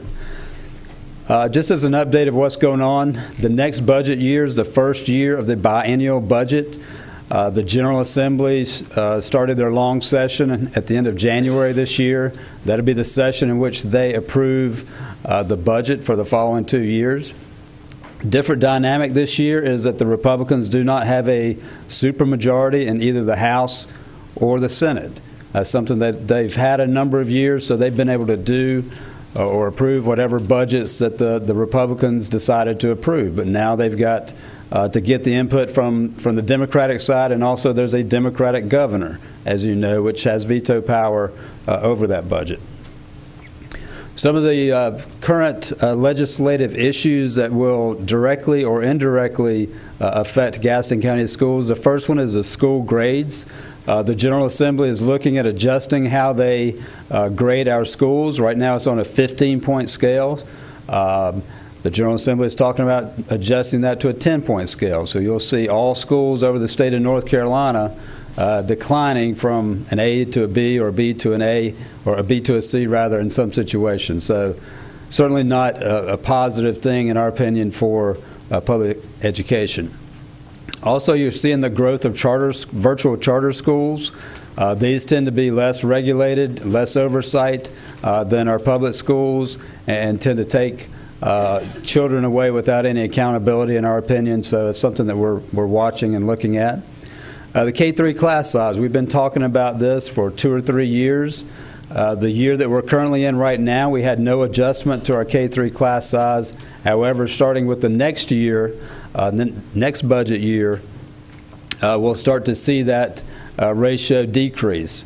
In the next year, fiscal year 1920, we'll go from a ratio of an average of 20 students and a maximum of 23 students in K through 3 to a average of 19 students and a maximum of 22 students for K through 3. And that will continue again, decrease by 1 in the following year and by another 1 or 2 in the third year.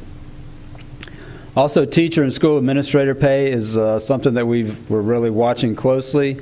I do believe that the General Assembly has done a good job addressing this over the last couple of years. There's still a lot of things that they need to do. However, they have made some progress, and and hopefully they'll make some more this coming year. School calendar flexibility remains a challenge for us. You know, Mr.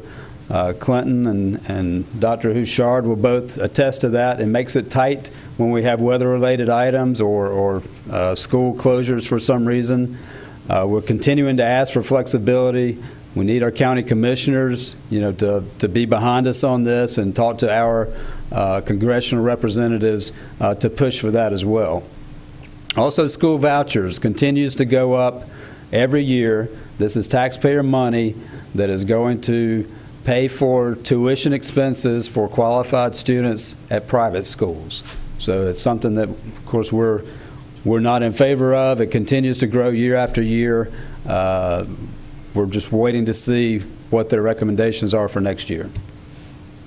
Voting site locations, this is not a huge issue, but they are talking about possibly closing schools down on voting day. Well, if they don't give us calendar flexibility, that's another day that we can't use to make up for any inclement weather. So it's going to put some more stress on Mr. Clinton and Dr. Houchard back there. A good thing that's going on right now is there's a lot of discussion in both the Senate and the House about school capital. There's competing versions of how much they're going to give to schools and in what manner they're going to raise the money. So either way, that's a positive for us. It's about $2 billion, $1 to $2 billion for both the House and the Senate. A couple of weeks ago, the governor released his budget proposal. It included a 9.1% increase for teacher salaries over a 2-year period. One of the things I do like about this is that increase is spread across fairly evenly among, from the beginning teachers to the more experienced teachers, something that the General Assembly has not necessarily done in the past. It also recommends that we reinstate the advanced degree pay for teachers and principals. And notice I didn't say assistant principals because they do have that. So if you go from a teacher, you don't get pay for your doctorate. Then if you go to an assistant principal, you do get the pay for the doctorate. And then if you become a principal, it goes away. So the governor's proposal would make that consistent. And also, they would make consistent principal pay reflecting years of service. Again, teacher pay is reflected in years of service, as is assistant principals, just not principals. And the governor has a $1.9 billion school capital bond proposal as well. And if you dig into that, we've got about $30 million that is earmarked for Gaston County schools. And finally, he's proposing a raise of 1.5% or $500, whichever is greater for other state employees. So as we look at our operating requests, there's going to be two different components of this. The first is ongoing expenditures. That is the expenses that we believe we're going to need to have in order to maintain the same level of service that we're providing this year. Secondly is new initiatives. Those, of course, are new programs such as our choice programs and so forth that continue to support our mission and vision. So right now we currently receive $48.3 million from our county local allotment, and that pays for teachers, support staff, classroom technology, school administrators. About half of our APs are paid out of local money because the state doesn't provide us for that many positions, but we believe those positions are critical to the success of our students. Our magnet and choice programs are all funded locally, as well as all of our school maintenance, instructional supplies, and our utilities. So our ongoing expenditures are projected to be $1.7 million. The first of those items is the state-mandated increase in employer benefits. Each year, the state increases what our health insurance, the employer-provided health insurance costs will be, and what the employer-provided retirement contribution will be. We are estimating that those would be 4% each for next year, so it would increase by $287,000. Also, as Ms. Madsen and her team talked about, replacing end-of-life mobile devices. There's about 5,100 devices that we're anticipating would need to be replaced in order to stay at a 1-to-1 ratio, and the cost of those $5,100 devices at $180 a piece is $916,000. Utility rate hikes, Duke has already come out and said they're going to propose just over a 1% raise. So we applied that to all of our utility costs, and that would increase our cost for next year by $52,000. In addition, the inflationary impact on all of our other purchases of goods and supplies is anticipated to go up 2%, which is based on the CPI, or Consumer Price Index. That would cost $248,000. And then finally, our charter school student enrollment. As you know, we are a pass-through from the local dollars for charter school students. Our enrollment is projected to increase slightly by DPI, and charter school enrollment is projected to be increased by about 6%, so that would cost us another $188,000 for next year. Our new initiatives are $2.4 million. We already talked about, and we talked about at the joint meeting last week about teacher salary supplements. We will be asking that the county continue their pledge of putting $500,000 a year increase in the teacher supplements. You can see that they've done a lot for our teacher supplements over the last 5 years, increasing them by $2,680,000. For the last 4 years, it's up just over or almost $650. However, we continue to be near the bottom of our neighboring school districts at $2,826. So we will continue to ask for additional funding for teacher supplements. Also, as Dr. Baltnight mentioned, our new initiatives, school choice is one of our biggest initiatives. The additional training, the additional staffing, and some of the renovations to the programs have a projected cost for next year to be $850,000. Employee compensation adjustment. This is for non-certified employees and locally paid certified employees, $485,000. That's a 3% increase. As you may recall, we went a number of years, 4 or 5 years ago, with no increases for a period of time, and this is trying to catch these employees back up to where they should be. And then also last year we talked a lot about SROs, and the county stepped up and put full-time SROs in all of our schools. However, the other side of security, rather than just physical security, is the mental health wellness of our students. And so we are proposing that we add 8 additional counselors to some of our highest need schools, which would cost $520,000. Right now, the American School Counselor Association recommends a ratio of 1 counselor for every 250 students. Right now, we have 1 counselor for every 342 students. It's a little bit better than the state, but still not where we need to be. Also, again, Ms. Mattson talked about a lot of the upgrades that we've done in the classroom because we're able to fund a lot of that through E-rate and through the state. However, our central office IT infrastructure has to be funded locally. And so a lot of our switches and access points and cabling are dated or outdated and not able to support the schools to the level that they should. This update would cost $75,000. So all in all, our budget request for this year is just over or just under 1% higher than what our budget request was last year, and our request will be $52,473,000.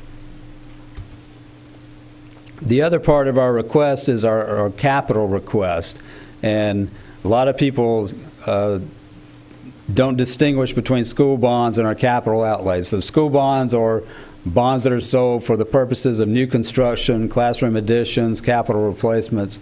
Capital outlay is really the ongoing capital maintenance of the facilities that we have.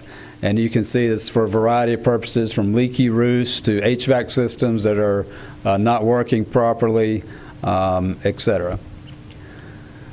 So routine maintenance costs are affected by the quality of our custodial staff, the training of our custodial staff, the backlog of maintenance requests, and also the age of the buildings. And even though we've added 2 brand new schools over the last year and a half, 60% of our buildings are still 40 years old or older. And those systems break down a lot more frequently than newer buildings, obviously. So we looked to a publication called the Managing for Results in America's Great City Schools, which is from the Council of Great City Schools. And they have estimated for the 2016-17 school year, which is the most recent information we have available, that the cost of maintaining buildings should range between a low of 95 cents to an upper quartile of $1.41. And when you look at where that's been over the last 4 years, it's been fairly consistent. However, at the very bottom line, that's where Gaston County Schools is. We're right there, right around 25 cents per square foot. We've got 5.2 million square foot of space, and we've consistently received $1,227,000 every year for the last 7-8 years. So we're requesting that the county fund us at the median rate, which was $1.18 per square foot times 5.2 million square feet is $6.1 million for capital outlay. So we believe that the superintendent's budget does support the Gaston County Schools' vision to inspire success in a lifetime of learning. And with that, Mr. Chairman, I will turn it back over to you for any questions. And if I may, Mr. Chair, I wanted to add, we have enjoyed a great relationship with our commissioners. They have done significant work in improving our overall budget if you go back to where we were 5 years ago. And so our job is to tell them the needs. This is not to say that they have not been doing something well, that they have not heard our request. You know, they're allowing us to place the bond issue on the ballot last spring, their support of us in the campaign for that bond issue, they're allowing the quarter-cent sales tax to be put on the ballot. All of those are great things that show they are supporting our public schools. We've had great preliminary conversations. You all met in your meeting last week and talking about this. So I think you've laid a good groundwork that none of these numbers will surprise them. We also work very hard to secure grants to support this. You heard in some of the earlier presentations how we work with other agencies to try and secure funds. You look at that whole innovation station is a partnership with us and UNC Charlotte and how that's grown. And one of the things that we didn't talk about in there is those are instructional assistants leading those labs. That's not another teaching position, but where some districts talk about teacher assistants, we like to talk about instructional assistants because our folks have 2-year degrees or more, and they work with our students every day, a lot of times independently. So we believe they offer instructional assistance. And also, when you think about our choice program, early on at a meeting with community sponsored by the chamber, there was a panel of commissioners there, and they spoke about they believed in choice and they have lived up. And so we've got a great partnership, for example, at East Gaston. Caramont has already stepped up. They are a corporate partner for us at East Gaston and the Allied Health. Gaston College stepped up and is providing instructors through their program that will be coming to East Gaston to make that program and to watch those organizations work together. That's what it takes for us to operate a school system that can thrive. And so all that comes into this request. So I hope no one should be writing or hearing that we're saying our commissioners aren't doing a great job. What we're doing is saying to the commissioners, this is where we are and what we need to do to continue to strive forward. And so as we presented this budget to you, wanted you to know all that work. And like as Mr. Hoskins pointed out, when we look at where we are with counselors, psychologists, and things, we're just trying to provide the leadership that we think is important. There was an article in the paper over the weekend about us talking about school safety and working with Representative Torbert. He has taken what he learned in some of those interviews with us, and our programs are being held up as models in the state. And so you don't get those without adequate funding. And I just think we need to be thanking our commissioners and just saying as we move on, we believe we're good stewards and we appreciate their ongoing support. So. May I say one thing? Ms. Guthrie. I want to piggyback off what Dr. Booker said. When we met last week with the county commissioners, for the first time since I've been on this board, the atmosphere was warm and inviting. And it was really wonderful to hear Commissioner Philbeck say that he appreciated the choice, the selection of schools, and how you handled that. So that was a compliment. And to me, it was developing a very strong partnership and helping to understand why it's important for both groups to work together, because we want to grow stronger citizens in Gaston, and in order to do that, we must help each other understand what our needs are. So it was a good meeting. I walked away feeling very pleased. Thank you, Ms. Guthrie. Anyone else? All right. Thank you, Mr. Hoskins. Thank you. Our next item on the agenda is the consent agenda. The next item on the there are several items on the consent agenda tonight. Please take a look at those items listed. And,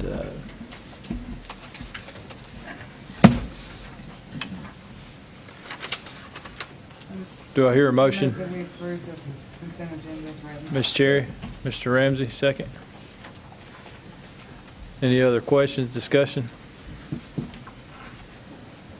All in favor? It's unanimous. That brings us to time in our meeting to hear from our superintendent. Dr. Booker, do you have any comments? Yes, sir. I have a number of comments. If you get an opportunity this week, we have a lot of activities going on today and tomorrow. Math Masters, which is targeting our elementaries, and then on Wednesday the Math Elite, and then on Thursday and Friday Battle of Books. And all of these are competitions that go on within the county that will then feed our children onto regional and state competitions. And it's an exciting time to just watch and go and see the kids engage. It's just like you saw with our robotics teams. They have teams that compete in those. You all mentioned in your report earlier about kindergarten registration. I want to make sure everybody understands that was an early push, but we will still register children all the way up until the start of school next year. And so if someone has moved to our community, please let them know we are welcoming them and anxious to enroll their students going forward. I think that you all have heard great things about the online process that we've had, and to facilitate that, if someone doesn't have access to the technology, they can still go to One Learning Place for registration. I think Mr. Dedman mentioned about the lottery when Dr. Baltnight was speaking. We are still in the process of finalizing transfers. We've had parents begin to start accepting seats from the lottery for choice. We still have the lotteries for Hawks Nest and Pleasant Ridge to go. Nice article, and we appreciate the Gazette support talking about the Highland Lottery that was held last week. So there are a lot of positive things going on related to that. I will say to you, for those of you who appreciate the arts, we have phenomenal programs, and this month is kind of theater in our school month because we have 5 different opportunities. Ashbrook, Stuart W. Kramer, Forest View, Highland, and North Gaston all have their musicals going on this month. So I encourage you to look on our website and those schools' websites because this weekend Ashbrook will be presenting Hairspray. Highland School of Technology is presenting The Wizard of Oz. Next weekend, Forest View will be presenting Oklahoma, and Stuart W. Kramer will be presenting You're a Good Man, Charlie Brown. And then the first weekend of April, North Gaston is presenting The Little Mermaid Jr. So all these dates are on our website so that you can go out and attend these events. I promise you will not be disappointed. And in line with that, when you employ almost 4,000 folks, we are going to have a talent show to continue our 50th celebration. So put on your calendar April 9th. April 9th, we'll be having a talent show, and we've already had, sorry, y'all missed a chance, we've already had folks audition, and we have 8 excellent employee acts that will be there. And also, we're going to have an encore performance by our big 50th anniversary ensemble that stole the show during our back-to-school convocation. So this will be a free event for the community, but we will be accepting donations. The GC Book Bug will be there for folks who want to contribute money that we can continue to enhance our classroom libraries. Wonderful. Also, Wednesday, April 17th, something that is really great. The Kia dealership here has continued. Mr. Hafer and his staff support us with the Kia Outstanding Educator Award. This will be the 6th year. So if you just think about that, Mr. Ramsey, would you like to get a free car? Absolutely. It'll be the 6th year that Kia has given us a car, and it's not a one-year lease. They give it to this employee for life. And so it's a great thing to have that. Also, in conjunction with celebrating our 50th anniversary, our schools in Stanley are going to be celebrating all the great things that are going on there with Community Open House this Sunday, March 24th. So Springfield's open house will be from 2 until 4, and then Kaiser overlaps from 3 until 5. And they encourage all former students, employees, and current students and parents to come tour the schools, visit the classrooms, and see that today's school is not the school they left. The building may still be there, but a lot of great dynamic things are going on. And they're looking to reminisce with a lot of that. Well, when I went to school, it looked like this. If any of you had the opportunity to attend when the middle school did it, it was just a great, over 400 people attended, and a lot of positive energy out of that. So this just echoes what they've done. Carr Elementary had one in January that overflowed. Yeah, it was just excellent. So a lot of neat things are going on, and our Operations Committee reported about the great middle school construction in Belmont. We're going to do the ceremonial groundbreaking next Monday, March 25th, and that will be at 4 p.m. And, you know, it's beautiful weather this week, so it'll probably rain next Monday. But if it is raining, we'll move and do something at the South Point Auditorium as a backup. But you'll park at the high school, and we'll use a shuttle to get you over to the construction site to celebrate that. A lot of neat things are going on in our school, incredible positive energy. Really appreciate what's going on in our buildings and the faculty and what they're delivering every day to our students. It is, if you've looked at calendars, and we talk about how the lack of flexibility, this has been a long stretch. They've had one day off thanks to the weather and different things. So spring break is not till late in April this year. So our folks are working really hard. If you get a chance, none of us sits here without a great teacher. None of us. And we can talk about all the technology, we can talk about all the great tools that we're given, but the fact comes, it comes down to an individual speaking into our children's lives. And so thank a teacher if you get a chance. And that concludes my comments, sir. Thank you, Dr. Booker. Mr. Hall? I'd like to congratulate Mr. Booker becoming Dr. Booker. Yeah.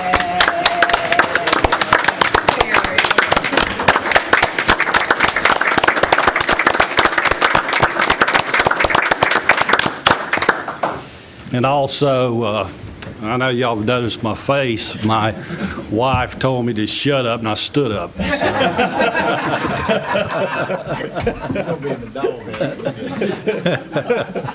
Well, while we're talking, I missed last month's meeting because I had a very important date with the African American Museum of History and Culture at Lorraine Mill. So I am there, we are there, and we extend the invitation to you to visit the African American Museum of History and Culture at Lorraine Mill. Wonderful thing. Thank you, Ms. Guthrie. Yeah, if you have the opportunity, it's a beautiful facility they've set up, and it's a good experience. But with that being said, thank you for your time and attention. We look forward to our next called meeting, which will be April 15th, and that's just before spring break. And I need a motion to adjourn. I'd like to make a motion that we adjourn. Mr. Devon? Second, Mr. Davis. Any questions, discussion? All in favor, please raise your hand. All right, thank you. It's unanimous.